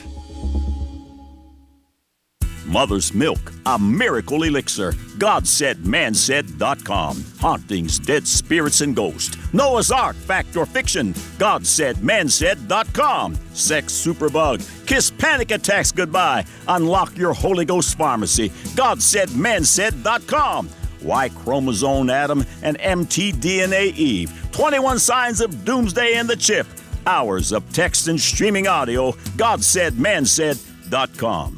Water is the single most important thing your body needs, so you want to be sure it's the purest for you and your family. For over 14 years, thousands have depended on Berkey Clean Water. The Berkey guy has you covered at home, work, and on the go. With water filtration systems of every size for every budget. Now GCN listeners receive 10% off ceramic filter systems using code GCN at GoBerkey.com or call 877-886-3653. GoBerkey.com. Since time began, tyrants have taken aim at personal liberties. Now there's a movie that aims back. The government has no more right to tell us what to put in our bodies than they have to take our guns or tell us what books we can read. 6 drug police were eaten by bears while raiding a marijuana farm. On your knees, you dirty hippie! Jesus. On your knees! What's the problem, officer? Today, many cops who enforce pot laws do so only because it provides them with cushy jobs, good benefits, and a chance to push people around. I was an undercover narcotics officer. The drug war is nothing but a farce. The Second Amendment says you gotta keep you and your gat intact. Guns and Weed, The Road to Freedom. A film by Michael W. Dean and Nima Vadadi. DVD available now at gunsandweed.com or on Amazon. That's gunsandweed.com. Makes the perfect gift. Remember, that's gunsandweed.com.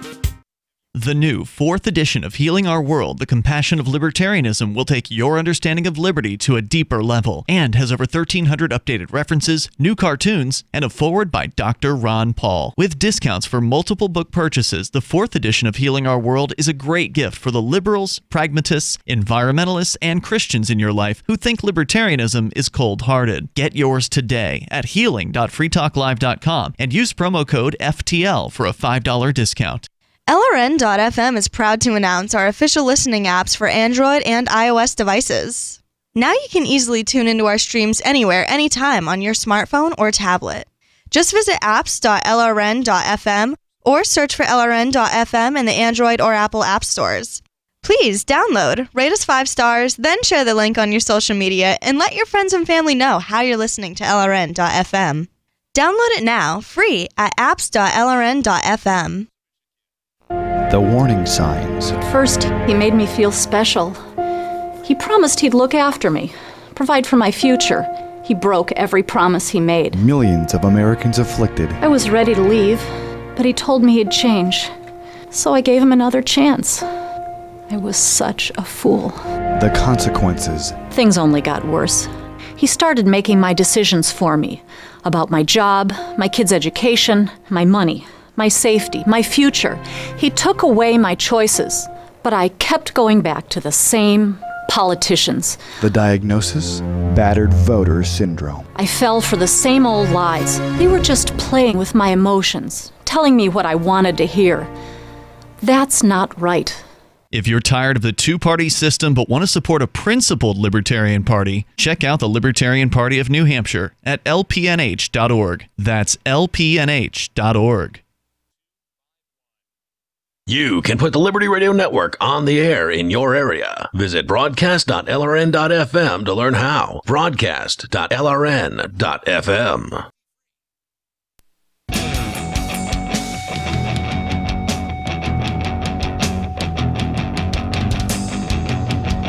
This is Free Talk Live.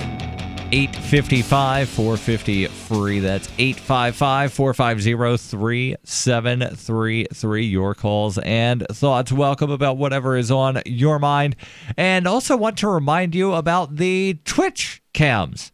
Now, no, they're not cameras that are, like twitchy. That would just be kind of weird. No. If you head over to twitch.lrn.fm, you can actually watch live streams of the show, and there's actually a couple of other shows that are on there. One of the more popular is the Jazzy Cam, Jazzy, of course, being the studio beast, and sometimes there's just a live stream of Jazzy lying in her bed, and people like it because, Jazzy is not lying in her bed right now. She is not, but most of the time she is. And sometimes when there's not a live show, there's a camera showing the Jazzy Doge. Twitch.lrn.fm. So let's jump back into this article talking about the history of borders, or rather the lack of them during the Middle Ages. Again, most people, when they think about really any period of time and various empires or countries or nations, they think that there are very solid lines that clearly separate this place from that. Yeah, it didn't work like that. Right. Again, they're, like the inner parts of an empire was probably fairly set of this is definitely this area, but then sort of on the outskirts, it got kind of iffy, especially because the empires would follow the people, not the geography of where the people lived. So if a group wound up deciding, you know what, we're going to just, go south by a dozen miles, and it was a sizable group, then the empire's borders would just sort of shift with the movement of those people if they were on the outskirts of the empire. Continuing on with the article here from Forbes, but other times people moved, stayed, and became something else entirely, adding a new identity to their old, becoming someone different, if you will. A 7th century warrior from the Mediterranean could move to Northern Europe and become one of the Alemanni, for example. And this is maybe the most interesting part of it all. The one that defies many of our expectations about the Middle Ages. It isn't that people moved, but rather how often people moved and were welcomed. What might be the most interesting thing about all of this is how imaginary those black lines on the map actually were. So, thoughts here on, the concept of borders, if you will, because again, it's something that most people don't really think of, to where we look at a map right now and it's clearly defined. This line clearly separates the United States of America from Canada, and then this line in the ocean separates Canada from St. Pierre and Miquelon, and then this line over here separates Canada from Greenland. Well, it's a question of the times you live in. We live in a world where everybody on this planet grew up with the idea of borders. You know what I mean? Clearly defined borders. Clearly defined borders. And we're proposing, and I think a lot of hosts here on the show believe that that's sort of an arbitrary thing. Right. And it doesn't need to exist, and it probably causes more problems than it solves, and it inhibits freedom and liberty. Right, so, and there are still places in this world to where borders really are arbitrarily drawn, to where you do have nomadic people that on very regular occasions they're are crossing national borders back and forth. And it's not that they're crossing from one country into another. It's that the countries have crossed through them. Right. And I realize that sounds strange to most people that haven't studied other groups. And, I'm not saying that I'm any kind of, expert on other civilizations, but I have read enough to where I know that there are a lot of tribes in Africa that they have large swaths of land that they will go to for different parts of the year, and those are on different sides of lines that just got drawn by some European somewhere. That must cause such turmoil.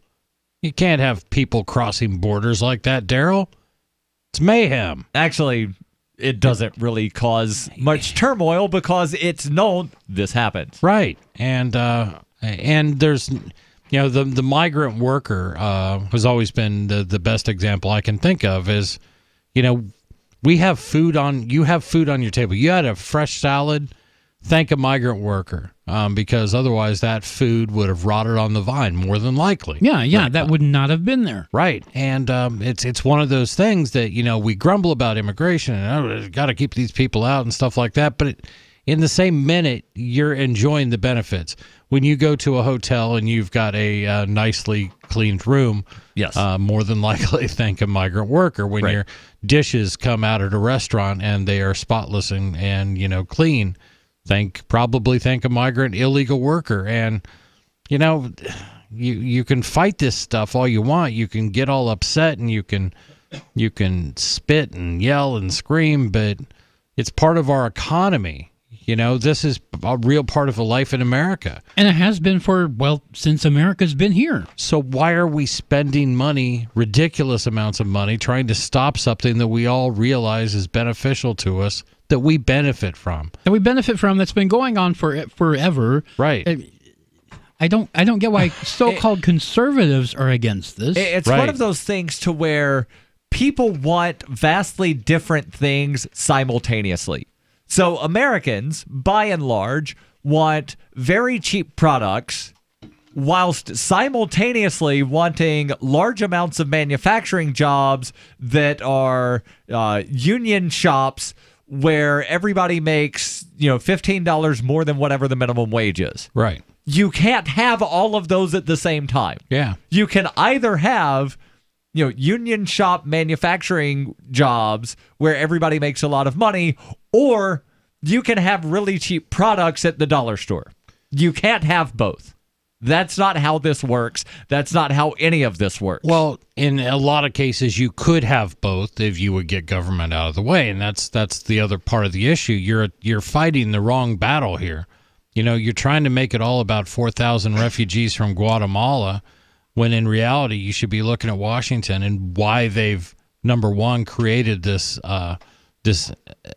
desirable target for anybody coming from other countries to be taken care of. Why? Which one is it? You say one thing, but you support the other. Right.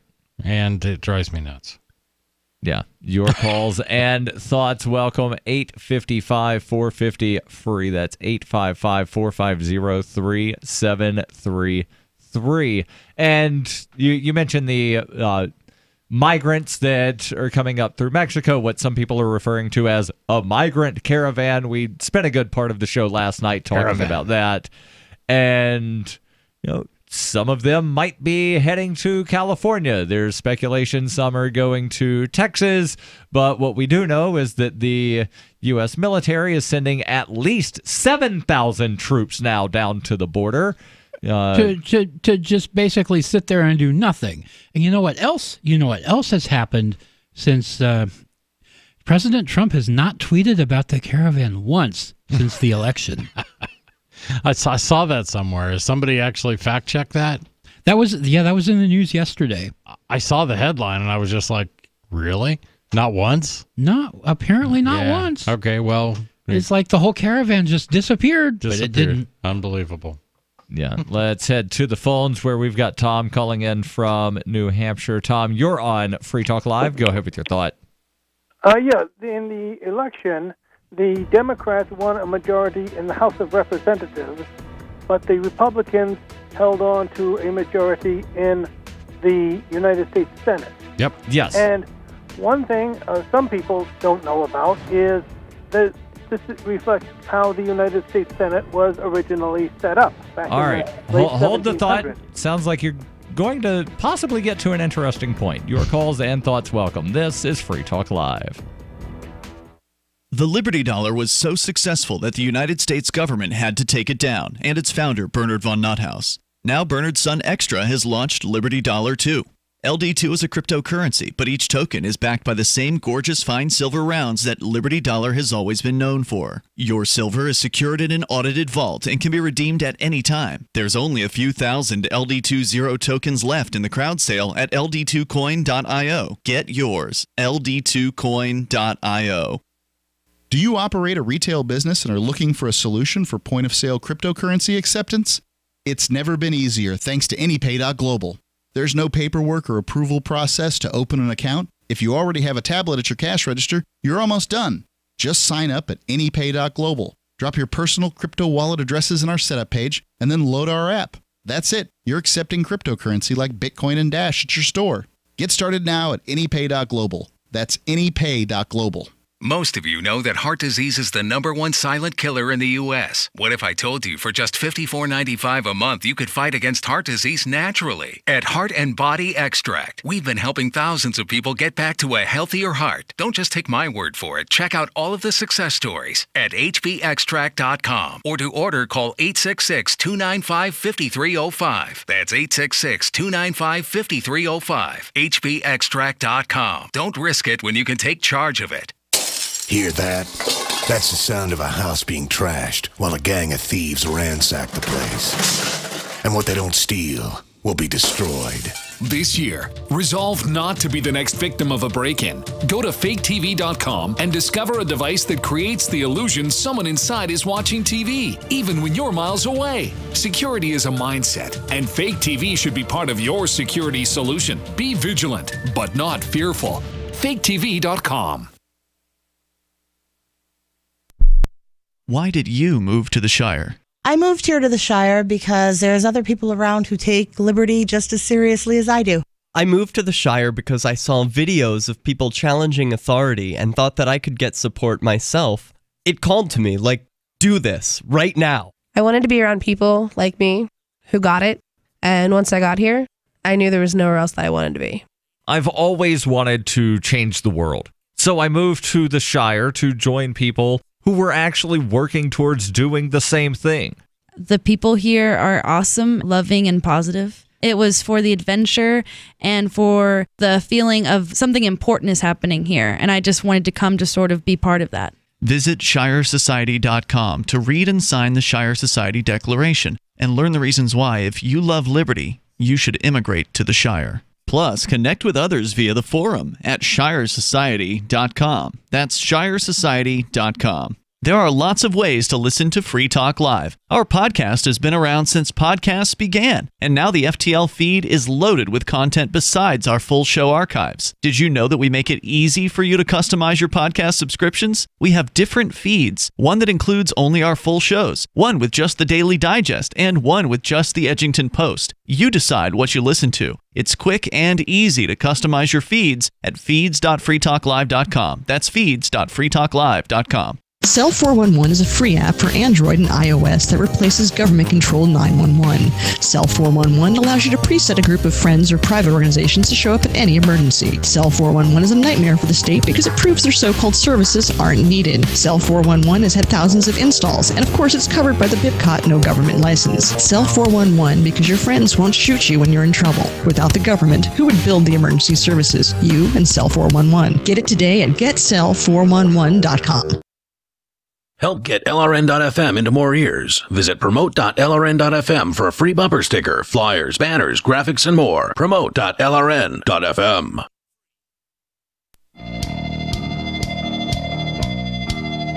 This is Free Talk Live. 855-450-FREE. That's 855-450-3733. That's how you can call in and join us and bring up whatever is on your mind. The us in studio tonight is Darryl, Michael, and Chris. And want to make sure that I tell you about Liberty.menu because it's really a service that libertarians have wanted for at least a decade that I'm aware of. It's a directory for events, businesses, digital content, and more. Listings can also be rated and reviewed, kind of like on Yelp, but there's also a bit of a social networking aspect where you can connect and share with other users. Use of Liberty.menu is exclusively for individuals who reject the initiation of force and those who agree to abide by the ethics of the non-aggression principle. Put your voluntarist ideas into action at Liberty.menu and use code FTL, as in Free Talk Live, to get a special Free Talk Live listener badge. Now, the reason we're not offering a discount is Liberty.menu is free to use. So, yeah, I guess we could give you 10% off of zero, which would still be zero, but you want something cool, right? So use code FTL, get a special Free Talk Live listener badge, Liberty.menu. So let's head back to the phones where we've got Tom calling in. And Tom, you had mentioned that in the recent midterm elections, the Democrats took control of the U.S. House of Representatives. The Republicans retained control of the U.S. Senate, and you were about to say something about the makeup of the Senate or why it was created, but it should be pointed out that Senate terms are 6 years, House of Representative terms are 2 years. Every member of the House is up for election every 2 years. Only 1/3 of the Senate is up for election in any given 2-year period. So it really would have been almost impossible for the Democrats to have taken control of the Senate this year. Numerically, right. Well, the thing is, when they set it up, the Founding Fathers, they did the best they could, and they decided that the Senate would consist of, it would be the more stable body than the House of Representatives. So something like the migrant caravan approaching the southwest border would not make a big, humongous wave in the Senate, because when they first started out, in I believe it was March 4th, 1789, the first United States Senate got together, and the Constitution said they shall be divided as nearly as may be into 3 classes. And then according to the Senate, when I made a phone call down there to find out how did they do it, I was told that they drew straws. So 1/3 of them got a term for 2 years, 1/3 of them got a term for 4 years, and 1/3 of them got a term for 6 years. Yep. And then, so that's why New Hampshire did not have a United States Senate race. It was to provide, a more stable, and of course, back then, the senators were appointed by the state legislatures and not by the public, because the voters, got their representatives.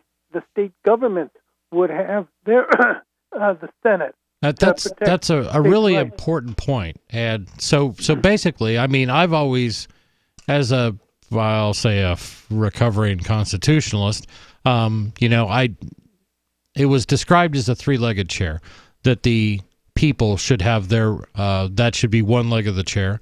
The states who came together and formed a union, a confederation of states, have their say.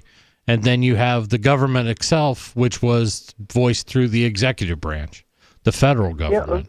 Yeah, but the problem they couldn't guard against, though, was that all of the branches, the state legislatures and the House of Representatives, and all of them, they're being elected basically by a bunch of fat, stupid, ugly old ladies that watch soap operas and play bingo and read tabloids and don't know the metric system. And if you tell them that they should elect representatives or senators to Congress who will adhere strictly to the doctrine of enumerated powers, they have no clue what the doctrine of enumerated powers is. But even when senators were being appointed by the states, the federal government wasn't going by the enumerated powers. Tom, thank you for the call. So this whole thing of states should appoint senators and then somehow all of a sudden the Congress will wind up following the Constitution is absolute poppycock. It is, but it's a positive step. I'll argue that. Saying that if states had representation in Washington, they could not only send, and they could also recall, and that used to happen. If your senator wasn't representing your state well, then recall him. No, if your senator wasn't representing your legislative branch in your state, then the legislative branch would do a recall. And the legislative branch was the representation of the state in Washington. Supposedly. Supposedly. I don't feel very represented by my representatives in Concord, New Hampshire. Nobody does.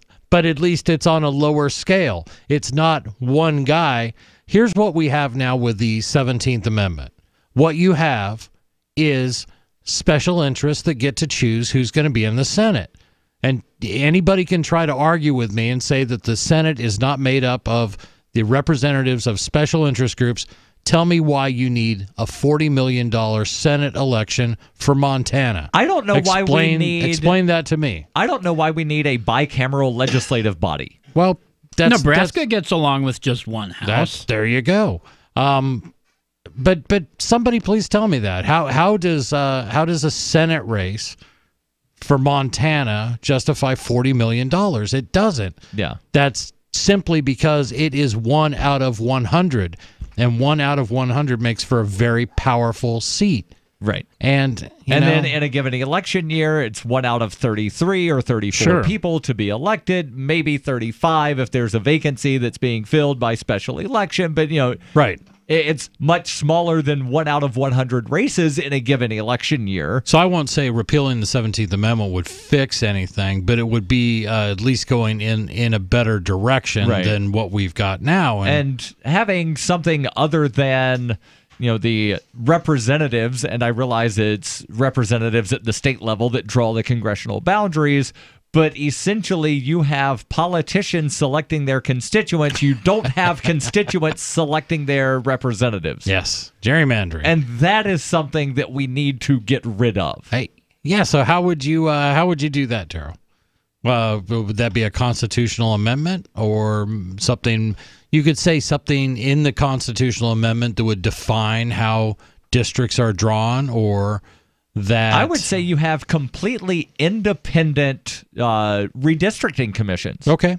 And by that, I don't mean... and I've seen some proposals of what are referred to as independent redistricting commission, where it's the Speaker of the House, the chairman of the minority, the Senate, or the president of the Senate. No, that's just what a are they bipartisan. Independent of? That's a bipartisan is commission. Not necessarily independent. Independent is, here are people that are not politicians, that are, not friends with the governor, that are on a commission. I kind of like the idea of letting software do it too. There have been a couple stories out about that. So what you could do is you have an independent commission that uses software, and then they'll go through and look and compare 50 different versions of what the software spits out. But do it on a blockchain too. The thing about software, just because you throw the word blockchain doesn't mean it's better. It does, Darryl. That's all you have to do is, we'll put it on a blockchain, and then it'll be perfect. Well, software is not a solution to this either necessarily, because you can make the computer say anything you want. Right. Yeah. That's why you have it spit out like 50 different versions. That's why you open source software. Well, in that case, you're getting a lot closer to something possibly workable. Yeah, because here in New Hampshire, we have very specific rules for state rep districts, to where the state rep districts cannot cross county lines. Yeah. It can't, split a town that is not already divided into wards by the state or the town. Right. So it must contain an entirety of a town. It must contain, be wholly within a county. So then you have people that would know, wait a second, these two towns are much more of a community than these two towns, even though both of them are neighboring. Right. So spit out like 50 different versions. You have humans go and compare and then pick the best parts of all of them. Yeah, and if people are unfamiliar with this term gerrymandering that we're talking about, gerrymandering is designing congressional districts in such a way to benefit your political party. Right. And this is done all the time. You can look at, I dare say, whatever state you're in, look at a map of congressional districts. Texas, Virginia, North Carolina. Some that are really, really bad. But what you'll see is these congressional districts sometimes will have like a little path that's like a few blocks wide through a city and then go to a big part over here. Some of them follow interstates. where there are no houses. Right. The idea is to design it so that your congressional district has the type of people who will vote for you and keep voting for you. Your calls and thoughts welcome. 855-450-FREE. That's 855-450-3733. This is Free Talk Live. Trading involves financial risk and is not suitable for all investors. Marijuana has unleashed a green gold rush across our nation. It's creating $10.8 billion in new wealth a year. And every day, it's transforming more and more Americans into millionaires. Former Speaker of the House John Boehner reveals how you could become one of them. Join him online for the American Cannabis Summit. Attendance is 100% free, but space is limited. Join online at www.acs2018.com. John Boehner and an esteemed panel will reveal which cannabis stocks are primed to deliver life-changing windfalls. Plus, they will show you how to become a cannabis angel investor, backing the hottest startups before they potentially become worth billions of dollars. To join the American Cannabis Summit, visit acs2018.com or text JOIN to 76280. Don't miss this once-in-a-lifetime opportunity. Text JOIN to 76280. Text JOIN to 76280 now. We've all heard about blockchain assets like Dogecoin, Ether, and Ripple. Bitcoin isn't the only player in the blockchain game any longer. And for those of us wondering how to get our hands on these digital assets, finally, there's a solution. Shapeshift.io allows you to buy and sell between your digital assets and Bitcoin instantly between your own digital wallets. I've used it with ease. Shapeshift.io. There's no account or email address needed. You send them the crypto you want to sell. They send back the crypto you want to buy. It's that easy. Shapeshift.io. LRN.FM now has a Discord. Discord is a free text and voice chat platform, and we now have our own server with a bunch of channels at discord.lrn.fm. You can join other listeners as they chat about various things during our live shows, or anytime, day or night. Discord software is available cross-platform, so you can have it on whatever device you want and take your chats anywhere. Join our Discord at discord.lrn.fm. That's discord.lrn.fm. You're listening to the live edition of Free Talk Live. Hour number 3 is next after the news here on the Liberty Radio Network at LRN.FM. From Keene in the Shire, the Liberty Media capital of the world, this is Darryl W. Perry, host of FPP Radio News for Thursday, November 15th, 2018. Silver is trading at $14.13 per ounce. Gold is valued at $1,209 per ounce. Zen is trading at $12, and the average price of Bitcoin is $5,513. Antiwar.com reports a new report from Brown University is aiming to provide a close estimate of the overall cost to the U.S. government of its myriad post-9/11 wars and assorted global wars on terror. The estimate is that $5.933 trillion has been spent through fiscal year 2019. This is, of course, vastly higher than official figures, owing to the Pentagon trying to oversimplify the cost into simply overseas contingency operations. It is only when one considers the cost of medical and disability care for soldiers and future such costs, along with things like the interest on the extra money borrowed for the wars, that the true cost becomes clear. That sort of vast expenditure is only the costs and obligations of wars so far, and with little sign of them ending, they're only going to grow. In particular, a generation of wars is going to further add to the medical cost of veterans being consistently deployed abroad. Starting in late 2001, the U.S. has engaged in wars in Afghanistan, Iraq, Syria, Pakistan, Yemen, and elsewhere around the world. Many of those wars have become more or less permanent operations with no consideration of ending them under any circumstances. Zencash has changed their name to Horizon to better represent their transition from a cryptocurrency to a pioneering platform that protects consumer data. They're working towards the day when anyone will be able to build privacy-based applications on the Horizon platform and generate income from them. This will allow Horizon to bring thousands of real-life services to the community. Learn more at horizon.global and join the Horizon community. HORIZEN.global.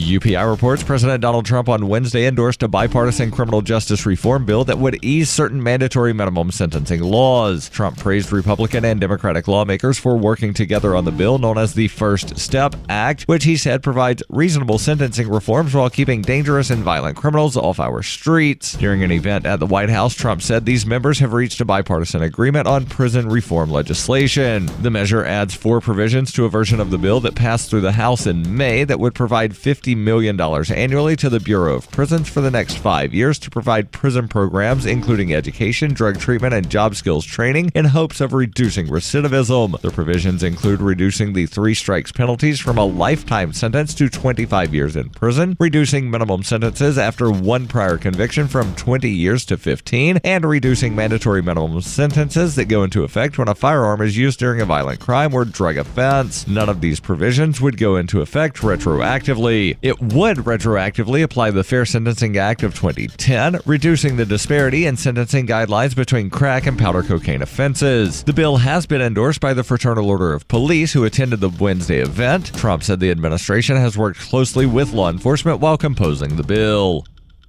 Born into a devastating world and raised among the crowd, the Cloudwalker assumes a new identity and begins the unrelenting quest for truth. In this epic journey, he discovers dark secrets about aspects of his previous life that he once trusted. Through the journal of the Cloudwalker, he shares both the traumatic hardships and the eternal beauties of his experiences. Fueled in the beginning by his unsettling thoughts and emotions, he learns how to find peace with everything he has woken up to. Dear Society by the Cloudwalker is available from Amazon.com and all major bookstores.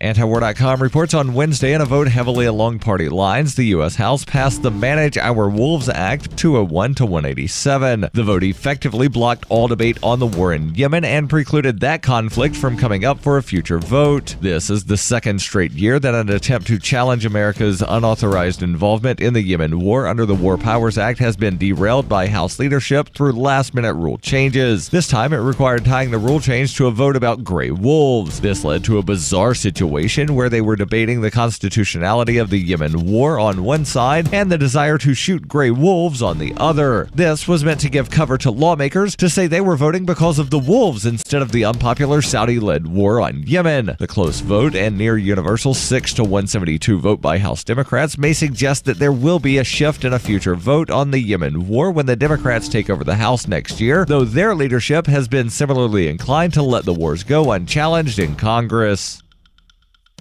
This has been FPP Radio News. Online at fppradio.com.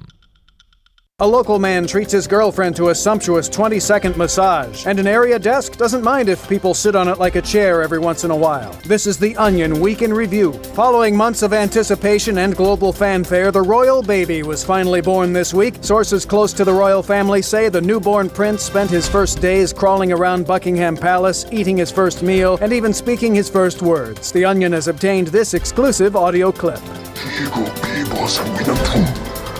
Idem grevare vestra. Idem grevare vestra. Ave Antichristi. Ave Antichristi.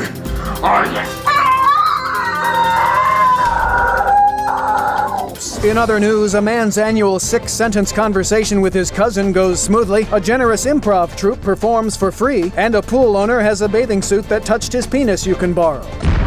This is the Onion News Network.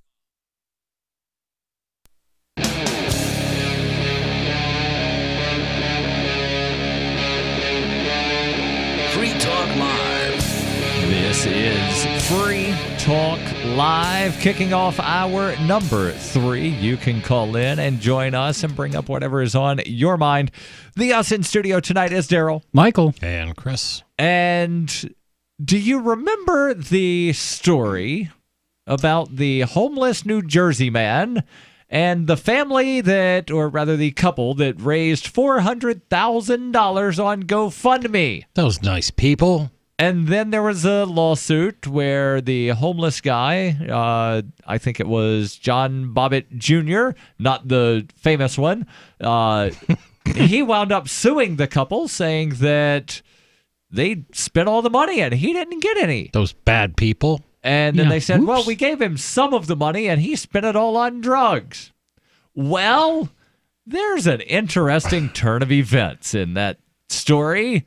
And Michael, I think you're the one that brought this to my attention. I did bring this story in. And NBC Philadelphia has a story on it. I think you've got something from a different source, or I'm not sure which story you've got here. I did bring up the NBC Philadelphia one just to be, I guess, consistent here. All right. Because it's the local news and they're reporting on it. Yes. So let's just go with this from NBC Philadelphia. The New Jersey couple and a homeless veteran at the center of a long-running $400,000 GoFundMe controversy have been charged with conspiracy and theft by deception for an alleged scheme that hoodwinked an awful lot of people, authorities said Thursday, which is today. So theft by deception is one of those crimes that most people have probably never heard of. I'm aware of it because I used to live in Pennsylvania and I used to be a corrections officer, and it was when I was a corrections officer that I first heard this. And basically what it is, so a regular theft would be if I come up onto your property and I just take your bicycle, or I steal your car, or I take money out of your wallet. Theft by deception would be, hey, Michael, I've got to run down to the grocery store. Can I borrow your bike? Okay. Can I borrow your car? And you say, sure. I'll let you. Here's the keys to the car. And you then don't I just come never back. come back. I have deceived you to take something. You handed me the keys. It's not like I forcefully took the keys from you. So that's where the deception comes. So theft by deception is when you use fraud to get something from someone. You never meant to bring the car back. Right. Or the hundreds of thousands the of dollars spent on $400,000 on GoFundMe. So apparently they made up this whole thing, and is what prosecutors are saying. GoFundMe said immediately after charges were filed that all 14,000 donors to the campaign last year would be refunded in full. So they're making good on it. NBC 10 first reported that Johnny Bobbitt Jr. and the South Jersey couple Kate McClure and Mark D'Amico, I probably screwed up his name. D'Amico would all face criminal charges of conspiracy and theft by deception on Thursday for the GoFundMe campaign that began in 2017. Burlington County, New Jersey prosecutor Scott Caffena alleged the three conspired with one another to make up a story and raise more from online donors. The GoFundMe campaign garnered national headlines and news segments, eventually raising more than $400,000. Now, authorities believe the three met at least a month before the campaign was launched, possibly on one of the many trips McClure and D'Amico made to Sugar House Casino. Now, the allegations by Bobbitt were that McClure and D'Amico went to this casino and gambled a bunch of the money, that they used it to buy a fancy car and take a bunch of vacations, and that he didn't get much. I think his lawyer said that the most that he got was possibly $75,000, and that's if you include the the RV or something that was purchased for him that he was then evicted from. About $25,000 in cash. And I'm curious what they're saying was made up, that this guy's not actually homeless, that he didn't wind up giving $20 to help McClure. No, he was homeless. He did stay near an Interstate 95 off-ramp near the casino, and I guess that's where they met. We'll go ahead. The article does kind of get into this. Yeah, let's... We'll go to the phones and then we'll get back into this article. We've got Gene, the Christian anarchist, calling in on the Discord. Gene, you're on Free Talk Live. Go ahead with your thoughts. Hi, guys. I'm driving, so I hope it's not too bad of a signal. Or sounds okay, I hope. Yeah, sounds good. Go ahead. All right. I wanted to bring up the new tactic, another trick that the Republicans, and I'm sure Donald Trump will jump in on this, are trying to take the guns away from people. And what are they up to now? Well, there's an old tradition in this country that goes back to the very beginning, and that is that you could always make your own firearm. for your own personal use. Right. And that's always been 100% legal. And a lot of companies have been doing these 80% firearms where you buy the part of the firearm that's considered the gun, the part that's supposed to be serialized, and you buy it at about a 80% completion, and then you finish up the other 20%. That's perfectly legal. And that way you could build your own AK, you can build a Glock, you can build a 1911. They're all available in 80% frames. So what they're doing now, this new bill they're introducing, will make all of this illegal. It'll make it that you can't make your own firearm. All homemade firearms have to be serialized. I'm not sure how that's supposed to coincide. I don't know if that refers to the existing ones that are that you already built, if you're supposed to go and serialize them. I don't really understand. Okay, but a homemade firearm, you put the number 1 on it. There's a serial number. That doesn't. Yeah, that's ridiculous. That's probably what I'd do. Just put number 1 on it. But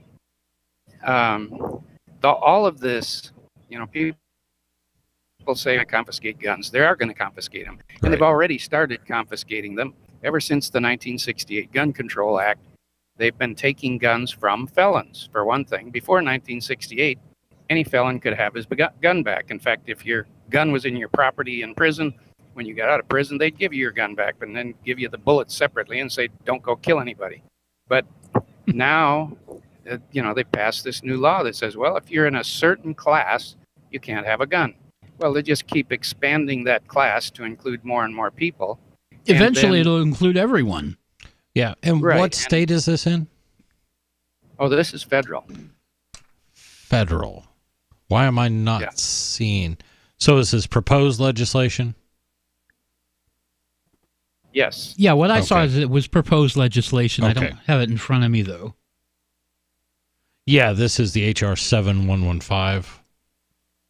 Now, is this thing still in a committee? Is it something that just got proposed like a week ago and is probably not coming up for a vote because the new Congress, starts session January 3rd? The article I saw from AmmoLand was from yesterday, so I suppose it must still be. I don't even know if it's gone into committee yet or what. I'm hoping, and go ahead. Oh, am I back? No, you're back. Yeah, I was just going to say this is where signal went away. People that are pro-liberty have to rely now on the Senate and the governor, the president, to knock this thing down. Assuming the House is going to vote to support it, and I think they will. But this is how they've worked on it ever since the Machine Gun Act and then the 1968 Gun Control Act. They chip away a little bit at a time. And they do it in a way where they're only infringing on the rights of a small group of people, so the rest of the people won't complain. And then they just keep growing and growing and growing, adding more and more people. Pretty soon we're all on that list, and every type of weapon is prohibited, and that's the end of the Second Amendment. The problem with this law is, at least from the little bit I read on it, was that it's proposing a lot of things that gun owners typically buy, like a lower kit. I carry a lower kit with my AR-15 so I can replace things that may break in the lower.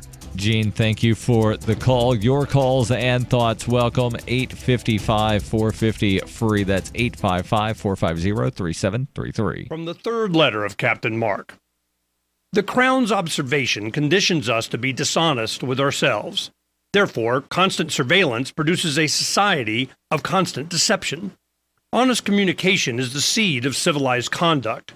To deny us this seed is to deny us its fruits.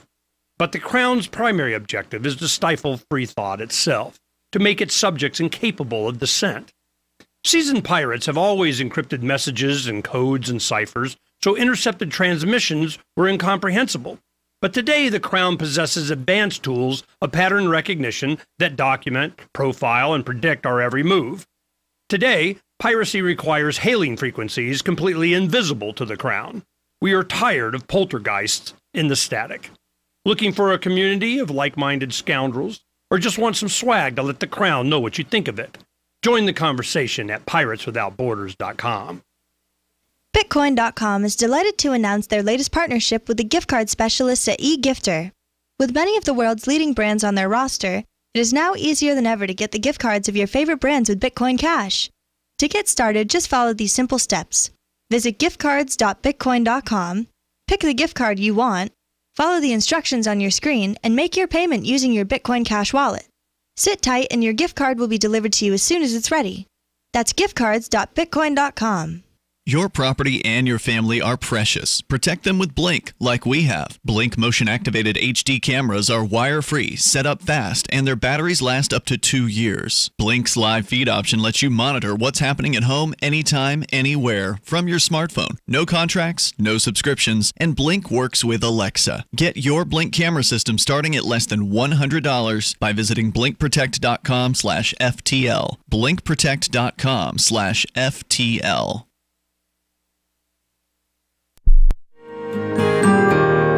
So the protection of life, liberty, and property is what the Free State Project is all about. But it's an effort to move 20,000 people who understand. It's about demonstrating to the entire country that, yeah, we can have a free market, a truly free market. Making it just a freer, great place to live. It's the world's largest voluntarist libertarian community, and it's only getting bigger. That's amazing, to be able to move to a place where other people passionately believe in being free and independent. What the Free State Project is managing to do, though, is to put their money where their mouth is. It's physically getting up across the country and saying, let's go someplace and let's demonstrate the power of these ideas. There's a lot of kind of philosophy that surrounds liberty. There's a lot of thinking about it and talking about it. But here in New Hampshire, people are doing it. 101 Reasons Liberty Lives in New Hampshire, a documentary by Free State Project Early Movers. Watch it free at 101reasonsfilm.com. 101reasonsfilm.com. The LRN.FM social media channels have been revamped. We've eliminated Facebook and focused on other platforms like Twitter and Mastodon, the decentralized alternative to Twitter. On our accounts, you'll find posts from multiple LRN.FM show hosts together in one place. Follow us on Twitter at twitter.lrn.fm, or better yet, move to the decentralized Mastodon social media platform at toot.lrn.fm, toot.lrn.fm. I think you'll like it. When you hear the word lobbyist, you probably think about greedy corporations, but not all lobbyists are the same. Some are fighting for the freedoms you hold dear. Liberty Lobby LLC is doing just that in New Hampshire, working hard to represent you, not some special interest group. You can help by going to libertylobby.info, where your contribution will give us the tools we need to ensure that your voice is heard. Visit libertylobby.info today to find out more. Some of our live shows are streamed in HD on Twitch. Please follow and share at twitch.lrn.fm. That's twitch.lrn.fm.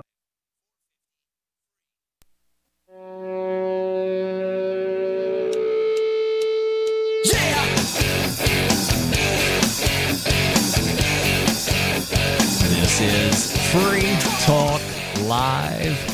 855-450 free. That's 855-450-3733. In studio tonight, it's Darryl, Michael, and Chris. And if you use cryptocurrency and you want to introduce other people to cryptocurrency, then CryptoTip is the ideal outreach tool to help new people discover cryptocurrency. CryptoTip is a printable business card-sized tip that you can give to your service provider, preferably in addition to a good cash tip. When the server scans the QR code, it brings up an explanation of cryptocurrency, how to install a wallet, and then walks them through the process of claiming the amount that you put on the tip. And here's the best part, in my opinion. If they don't claim the crypto, it's not just lost out to, well, what happened to that? No, get it back. You get it back. And I've gotten crypto back because people didn't redeem the tips that I passed out and tried to give people money. Tried to give people money. They didn't want it. You got it back. Yeah, it's boomerang money, basically. Plus, if they do claim the tip, you get an email alert about that. Create as many as you want at cryptotip.org. That's cryptotip.org. Just a quick note about that, because I'm the person behind CryptoTip. We have suspended Bitcoin Cash because of the whole Temporarily. hash war. It is temporarily suspended, so all the tips that are out there will not expire. That expiration is going to be pushed out, and once this hash war is over, we will start redeeming those again. Nice. Excellent. CryptoTip.org. So we had been talking about the homeless guy from New Jersey and the couple that decided, you know what, this guy did something really nice. He helped my wife out, got her some gas. It was the last $20 that he had. Let's put up a GoFundMe. And that GoFundMe wound up bringing in $400,000 that was supposed to have gone to Johnny Bobbitt Jr. He wound up filing a lawsuit against Kate McClure and Mark D'Amico, saying that they didn't give him the money that he was owed, that was raised for him. That wound up going to court, and then what was it? The forensic accountant person determined that there's no money left. Whoops. And now the latest twist. And, you know, if this were like a TV show or a movie, everybody would be like, yeah, that would never happen. But as they say, truth is stranger than fiction. Right. Now all three of them, Johnny Bobbitt Jr., Kate McClure, and Mark D'Amico, are facing criminal charges of conspiracy and theft by deception.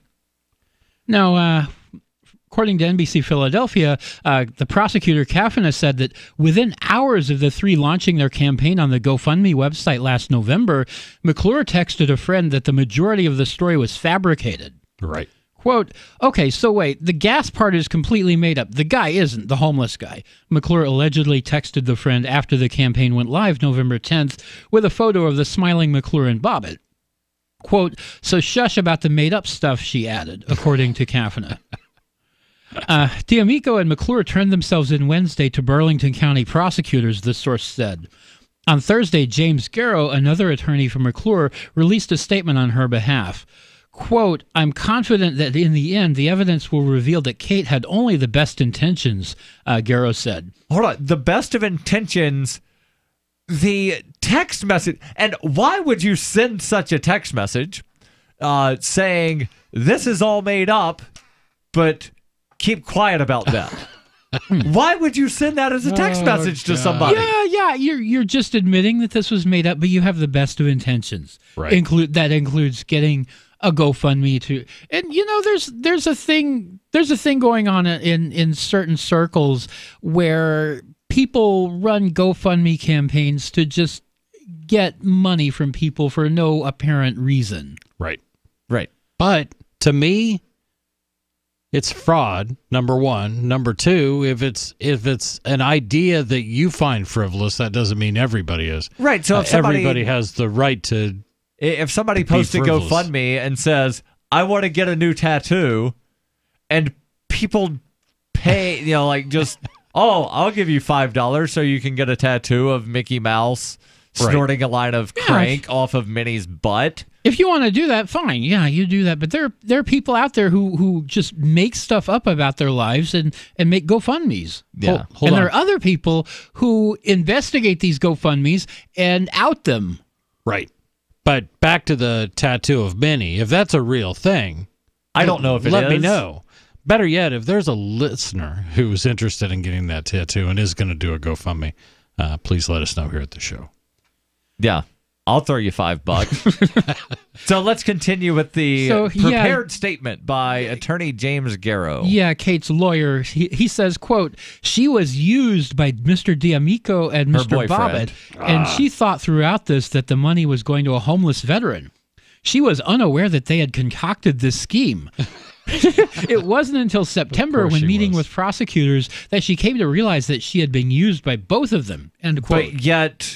But yet she sent these text messages saying she knew it was fake. The day the GoFundMe went live saying the gas part is completely made up, the guy isn't, so shush about the made up stuff. Right. Yeah. Yeah, no. I don't believe I don't believe you for a minute. So the backbone of the story was that Bobbitt used $20 to help McClure get gas when her car ran out on I-95 at the Girard Avenue exit. McClure and D'Amico then launched a GoFundMe page to supposedly raise money for Bobbitt, and the page brought in over $400,000 from 14,000 contributors. At first, the account led to appearances for Bobbitt and McClure on national TV programs, but it turned into a dispute over the money. Bobbitt accused the couple of dipping into the funds and using them as a personal piggy bank to bankroll a lifestyle they couldn't afford. And Bobbitt later sued the couple over mismanagement of the funds, and a judge ordered sworn statements to determine what happened to the cash, which Bobbitt's attorney, Chris Fallon, said had disappeared. Disappeared cash. Yeah, like in the Bermuda Triangle. Right. Like it was there, and now it's not there. That makes sense. Only it was probably a Bermuda casino. Right. Judging by these two, yeah. The couple probably Atlantic City, but close enough. The couple denied any wrongdoing and accused Bobbitt of spending $25,000 in less than 2 weeks last year on drugs, as well as paying for overdue legal bills and sending money to family. So paying legal bills sounds like a very valid thing to do. Sending money to family, okay. Yeah. Hey, can you hold on to this money for me so I don't spend it all on drugs? Okay, so there's $25,000. Where's the other $375? Yeah, good question. The couple's lawyer, Ernest Badway, later said Bobbitt had gotten about $200,000, but Fallon said his client had received only about $75,000. Now, the couple also bought Bobbitt a camper with some of the cash and parked it on land McClure's family owns in New Jersey. But Bobbitt became homeless again after D'Amico told him in June that he had to leave the property. So we're buying you a place so you're not homeless anymore. But now you have to leave. And now you're homeless again. And we still have money for you, but we're not giving it to you because drugs and reasons. Stuff. And we spend it all. 855-450 free. 855-450-3733. This is Free Talk Live. Why is the black man black and the white man white?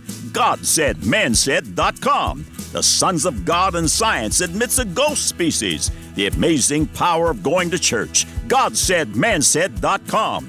Dinosaurs and man contemporaneously. You possess the world's greatest treasure. God said, mansaid.com. Sin Bones, St. Peter's Fish, hours of text and streaming audio. God said, mansaid.com. What if there was a social media network only for the conservative? What if there was a social media network not only for the conservative right general public, but also a platform for conservative politicians and advertisers? And what if this social media network was the only free speech network in existence? There is. It's rightsocial.net. Rightsocial.net, a response to President Donald Trump's direct presidential order. Rightsocial.net, where you have the right to freely speak your mind. Rightsocial.net, the right place to be. The easiest thing in the world for a reader to do is to stop reading, according to the late, great Barney Kilgore, who became managing editor of the Wall Street Journal in 1941 and grew the paper's circulation from 33,000 to 1 million by the 60s. And he'd be pleased to know that his paper is one of the few that people now pay to read online. Someone else pre-internet who realized that attention is fragile. Motown Records founder Berry Gordy. In the early 60s, when his label dominated the charts, he'd bring a dozen real people into the Hitsville, USA studios and audition songs. And he'd ask, if you were down to your last dollar, would you spend it on this record or would you buy a sandwich? Today, attention span seems like an oxymoron. For tips on cutting through the clutter, hit survivalspeech.com. I'm Holland Cook. Are you a cryptocurrency advocate? The Crypto Tip is the ideal outreach tool to help new people discover cryptocurrency. It's a printable business card-sized tip that you can give to service providers, preferably in addition to a good cash tip. When the server scans the QR code, it'll bring up an explanation of cryptocurrency, how to install a wallet, and allow them to claim the tip. If they don't claim the crypto, you get your tip refunded to you after a time period you specify. Plus, if they do claim the tip, you get an email alert. Create as many tips as you want at cryptotip.org. That's cryptotip.org. Did you know we've taken our LRN.FM telephone listen line to a new level with the LRN.FM audio on demand line? Now you can call 712-770-8447 anytime and listen to LRN.FM's live feed. And you can listen to a bunch of our original shows on demand. Long distance fees may apply. Just dial 712-770-8447 and choose from the menu. 712-770-8447. Free Talk Live. You know, what are you going to do about it? Instead of sitting on a microphone, what are you going to do about it? I've stopped paying income tax. My partner spent 60 days in jail for standing in the way of a police car that was taking somebody to jail that he didn't believe should be taken to jail. So I've done cop blocking, I've done outreach, I've done all kinds of stuff. Do you need more? I've run for political office, I've gone to the State House and testified many times, and I also do civil disobedience. What else can I do? You know, it's like it's pathetic, really. I mean, it's What's bad. pathetic, sir? What's pathetic? You are. The two of you are. How's that exactly? The two of you are, because you're pathetic. You just sit there and rail about stuff that you don't do a thing about. What are you doing, Danny? Tell me something I could do that's not pathetic. I'm not hosting a show. I'm not hosting a show. I'm not the one that comes. So you have no ideas. You have nothing original. He's got microphone and in now you're going bye-bye. Free Talk Live, 7 nights a week from 7 to 10 Eastern, live on the Liberty Radio Network at LRN.FM. Love what we do? Please help support our international satellite channels at patreon.lrn.fm. That's patreon.lrn.fm.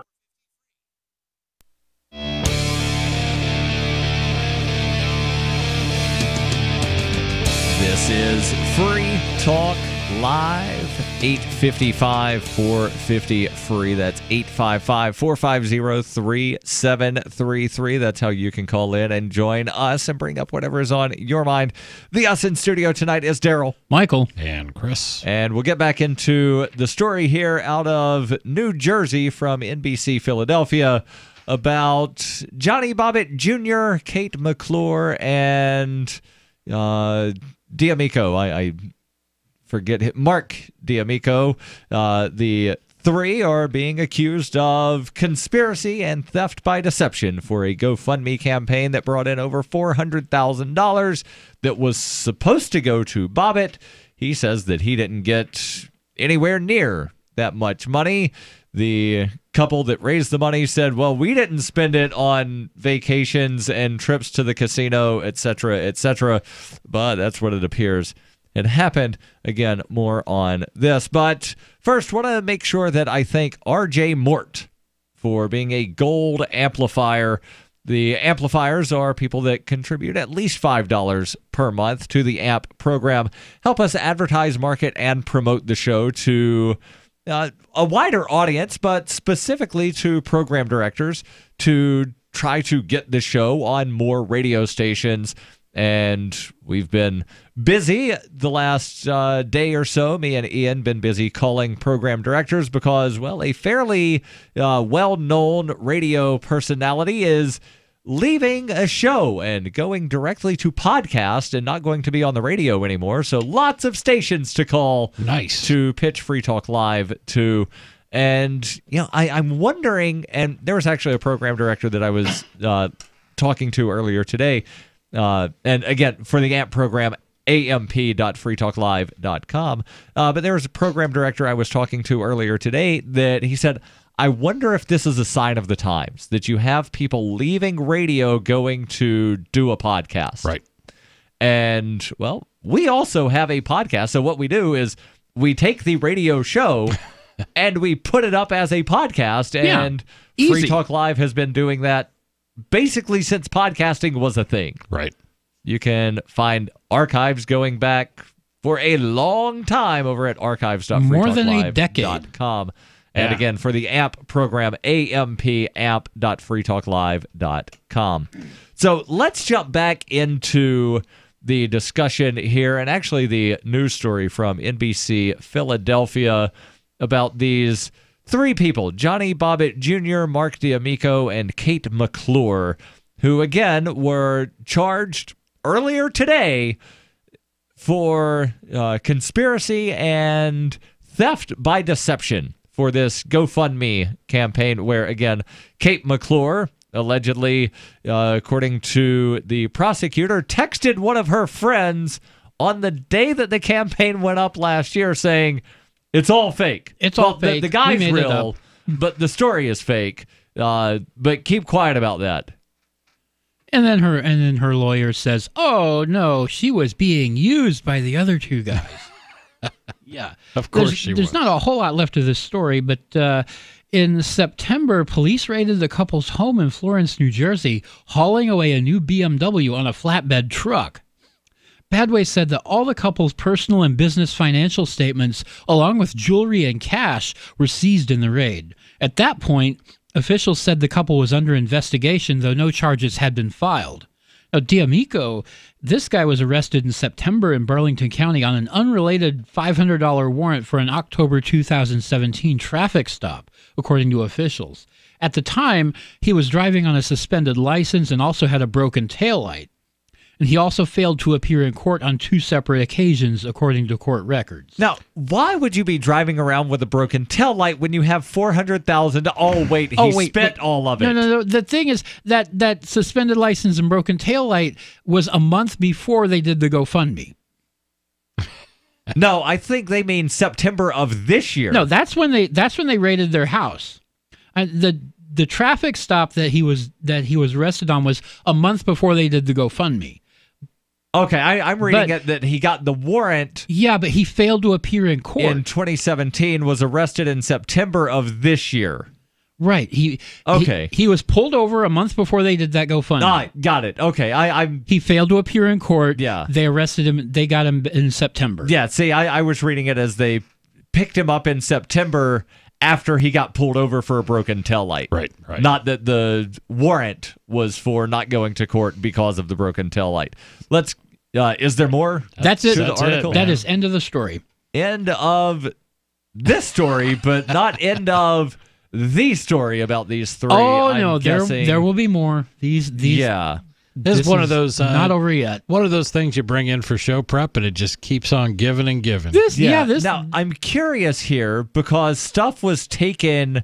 What they say back in September of this year.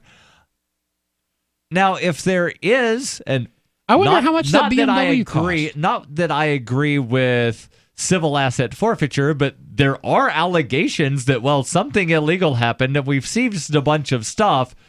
Will the police in New Jersey just go ahead and do civil asset forfeiture on this?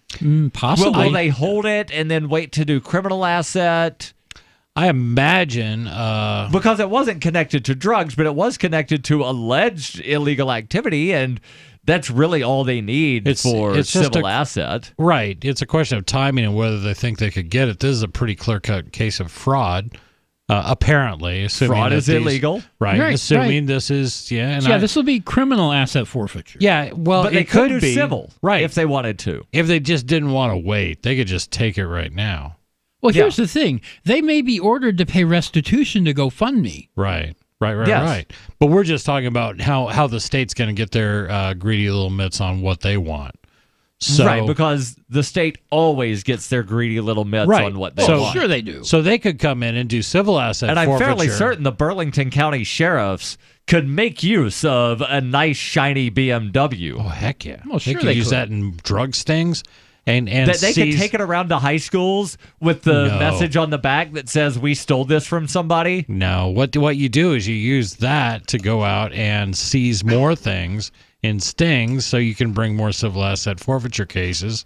And you can now get you're more thinking of them. like a bureaucrat, Chris. Exactly. I'm talking turn one BMW into 100 BMWs, all using laws that your representatives have supported. Yeah. There you go. You're welcome.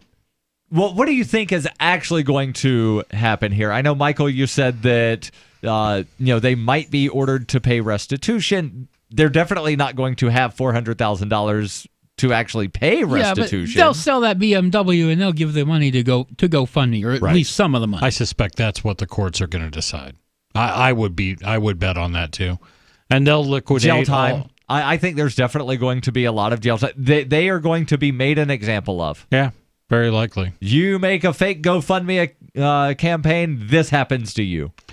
So it'll be interesting to see if the conservatives in New Jersey, all two of them, decide that, you know, they have to stand up for the rights of this veteran who was unwittingly pulled into this scheme by these two. Or was crafty, he unwittingly pulled in? Not according to anything. It could be Kate McClure that was the. I'm just saying, there's going to be people out there like, well, he's a veteran. He served in Iraq. He served in Afghanistan. Therefore, he probably has PTSD, and they probably just took advantage of him. Support our troops. Possible? I'm just saying. It is possible. Yeah. People will think anything they want to think, whether it's reality-based or not. Yeah. It's just sad. It's sad to see people be deceived. I feel even though GoFundMe's going to make this right and refund money, there's a lot of people that probably donated like $30, and $30 meant that maybe they skipped a meal. You know, honestly, this was a story that pulled at heartstrings, and that's the real sadness. Yeah.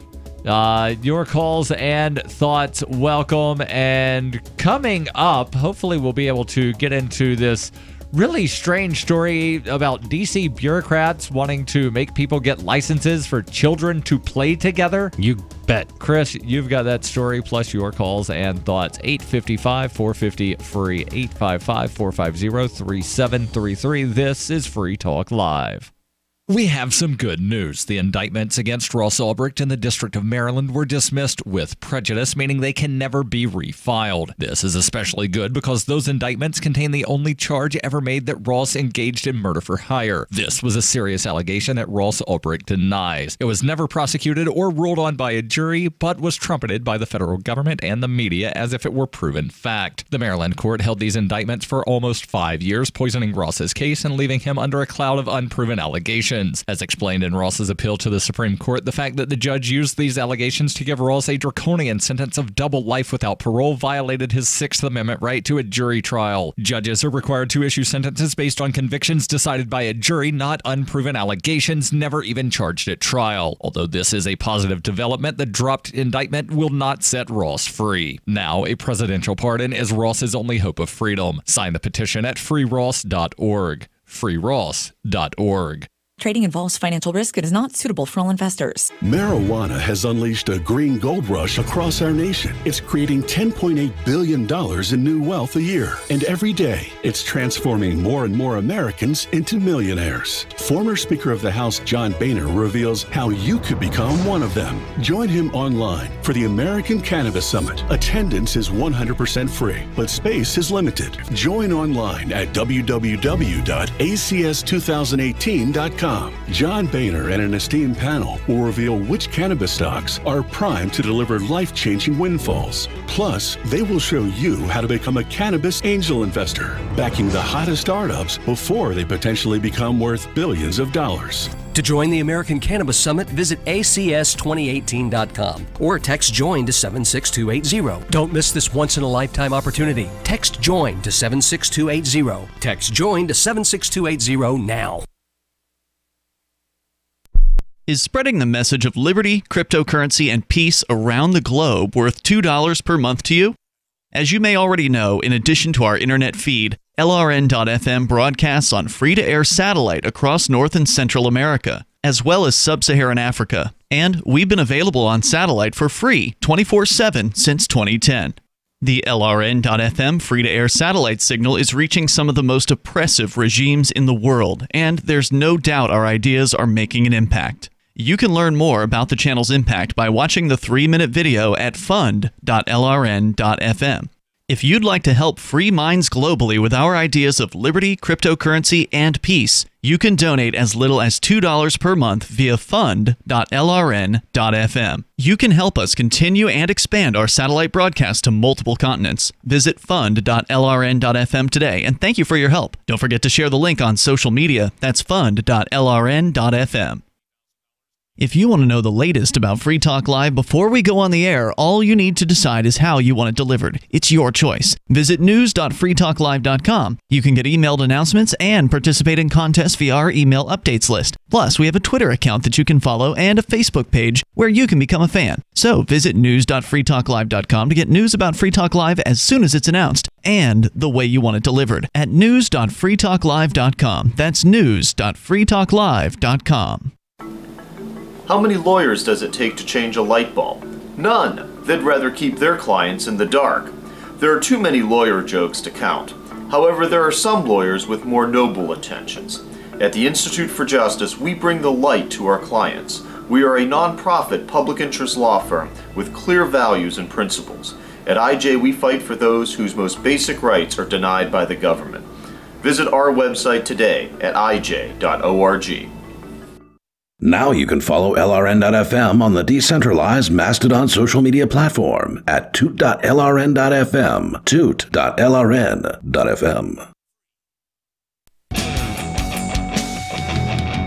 This is Free Talk Live. 855-450-FREE. That's 855-450-3733. Possibly time for you and your thoughts if you call in now in the closing moments. And as promised, we're going to get into that story about the D.C. bureaucrats that are trying to basically regulate playdates, I think. Yeah. Chris has that story in studio. It's Darryl, Michael, and Chris. Yes. Well, that's what happens when you're a bureaucrat. You find out that nobody had thought of regulating playdates yet, so you come up with a plan to do it. This comes to us from FEE, the Foundation for Economic Education. Well, let's say you and some of your friends decide to go to gather your young children together a couple days a week for a few hours of free play. Maybe you switch off who leads the gaggle of kids each week, allowing for some shared free time and flexibility. Sounds like a great... Are a group of kids called a gaggle? They are in this instance. Yes, okay. Otherwise, these children are actually geese.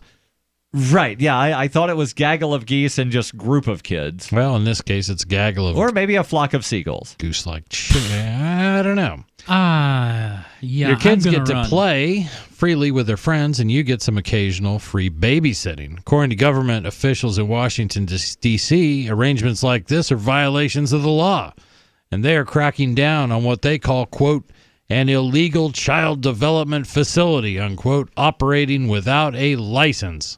What? Back in the 1970s, a group of parents got together to create an informal play group for toddlers in D.C., in a spare room of a local church. We just can't allow that. Over the last 40 years, groups of parents and their 2-year-olds have enjoyed these 3-hour play groups, which children can attend up to 3 days a week. The play group is staffed by parents of the kids who attend, and they take turns watching the children. There is no paid staff. According to a recent Washington Post article written by Karen Lips of the Network of Enlightened Women. New. That's... There you go. Some D.C. government officials now are trying to regulate the program, which they contend is an illegal child care facility. All right. Let's pause here, and I don't know if the article gets into it later on, but I'm curious if they're also going to stop sleepovers as some kind of illegal hotel of underage children or something. We just can't let your kids' friends come over to your house. That's an illegal bed and breakfast, because I'm fairly certain, Chris, that you cook for the kids in the morning, and you might just burn down the house because you don't have that double-sided firewall. And now or the commercial kitchen. Now who's sounding like the bureaucrat, Darryl? My first thought was, I've been to way too many legislative committee hearings. I know what arguments they're going to make. I'm just curious, have they gone there yet? We don't know yet. As far as illegal child care facility, I would first of all look to the public school system, because that's basically all it does. It's daycare. Kids certainly aren't learning there. That's a legal child care facility because the state authorized it. That's run by the state. I get it's all approved. It should be illegal. The Office of State Superintendent of Education investigated the playgroup cooperative in early September and issued a statement saying the group is violating child care facility laws and must get a license to operate. The parents are rightfully outraged, arguing that this is an informal, parent-led playgroup that should not be regulated as a child care facility. Government officials argue that the playgroup doesn't qualify for an exemption as a, quote, informal, unquote, group because the parents, over the years, have established some simple rules for participation, including stating that the parents cannot bring contagious children to the playgroup and asking for emergency contact information. Your pickup game of basketball is not an informal game because you've determined no harm, no foul as part of your rules. Yes. And you've also it. said that if you have a sprained ankle, you've got to sit on the bench. Yeah. Therefore, you're a sports league, and you've got to be regulated, and everybody's got to get approved by a trainer before stepping onto the court. Right. And she continues to write here, as a homeschooling mom, I host groups of children at my house all the time, sometimes with their parents and sometimes without. And my friends reciprocate. I have the same, quote, rules, unquote, as this DC playgroup. Don't bring sick kids to my house. Tell me if they have any food allergies or medical issues. Give me your phone number in case of an emergency. And, oh, please take off your shoes. So yeah, they probably have barbecues in the backyard, too. That's an illegal food preparation area. That's it. Gross overreach of the state, certainly. Could the government crack down on these types of playgroups, arguing that they are not, quote, informal, unquote, because of the basic expectations of health and safety? Or are parents so incapable of voluntarily determining health and safety expectations that the government must do it for them? The state does not need to insert itself into all aspects of private life. Parents are competent enough to create voluntary associations with other parents that benefit their children and themselves. As Lips writes in her article, quote, ironically, if the Office of the State Superintendent of Education has its way and is allowed to regulate this playgroup out of existence, it would be creating a disincentive for parents to self-regulate, as a playgroup with no safety rules would presumably be on a stronger legal standing, which is an interesting point. I must have missed something here. How did this group come to the attention of the bureaucrats in the first place? God only knows. Yeah, word of mouth. Somebody didn't think that they should. Well, it's practically a busybody. Yes. Busybodies do things like that. It very often is. Yeah. If the parents in the DC playgroup were wary of its operations or procedures, they wouldn't join the cooperative. Parents are highly capable of making judgments regarding their child's well-being without government meddling. The DC Council is currently deliberating on what to do with this longtime parent cooperative and similar playgroups. The fact that the council is involved at all should concern everyone. This is a private, parent-organized group that has operated just fine for over 4 decades without the council's help. The government should leave parents alone and focus on more pressing responsibilities. Lips warns, quote, this regulatory encroachment could be the district's first step towards broader government overreach in this area and the crowding out of voluntary associations. From nanny shares to babysitting co-ops to regulated scheduled times to play at public parks, the Office of the State Superintendent of Education investigators could find new opportunities to crack down on the voluntary ways that D.C. families approach playtime and children and childcare for their children, unquote. In D.C. and elsewhere, government officials should stay clear of telling parents what to do and how to organize. We don't need a license to let our children play. Right. So what you should do is, as the kids show up to the playground, instead of, asking the parents, little Timmy's sick, etc., hand them a barbed wire baseball bat and a hatchet, and then just not have rules, apparently. And that would be okay with this superintendent of education, because as soon as you have a rule, then obviously it's organized. Right. And this is the... don't put dynamite in the Jell-O. That's sort of an unspoken rule at any sort of potluck that people have. We've got holidays coming up, right? Usually people bring food to the potluck. Right, so we've got potlucks coming up because there's all kinds of holidays. Ooh, there will be a war on potlucks. Anybody want to take a bet on how long it'll take before we see that story? In Washington, D.C., probably not long. Right. I'm going to go with a year. Within a year, we will see a story that brings up the legality of potlucks. I'm fairly certain that if I Googled, I could probably find a story already. So I would have already been right. But, don't put explosives in the food. Kind of an unwritten rule. Right. But does that then make it an organized food distribution something because there's a rule? This whole thing of they have a rule, so therefore it's not voluntary? What you need to ask yourself, dear radio listener at home, is why? Why is government involved in this? Why is this even a story? Why are we even wasting our breath talking about regulating a voluntary playgroup set up by parents so they can get their kids together? Did you ever face anything like this when you were growing up? Did you ever imagine that the government would involve itself in your kids getting together to play? This should scare the hell out of you. You should look at every aspect of your life and go, what simple, convenient thing that do I do that benefits my family is government going to come along and stick their nose into? February 9th, 2016, munchies.vice.com. Why potluck dinners are still illegal in Arizona. In the great state of Arizona, throwing a potluck dinner, the staple of mom's book clubs and Bible study groups, can land you on the wrong side of the law.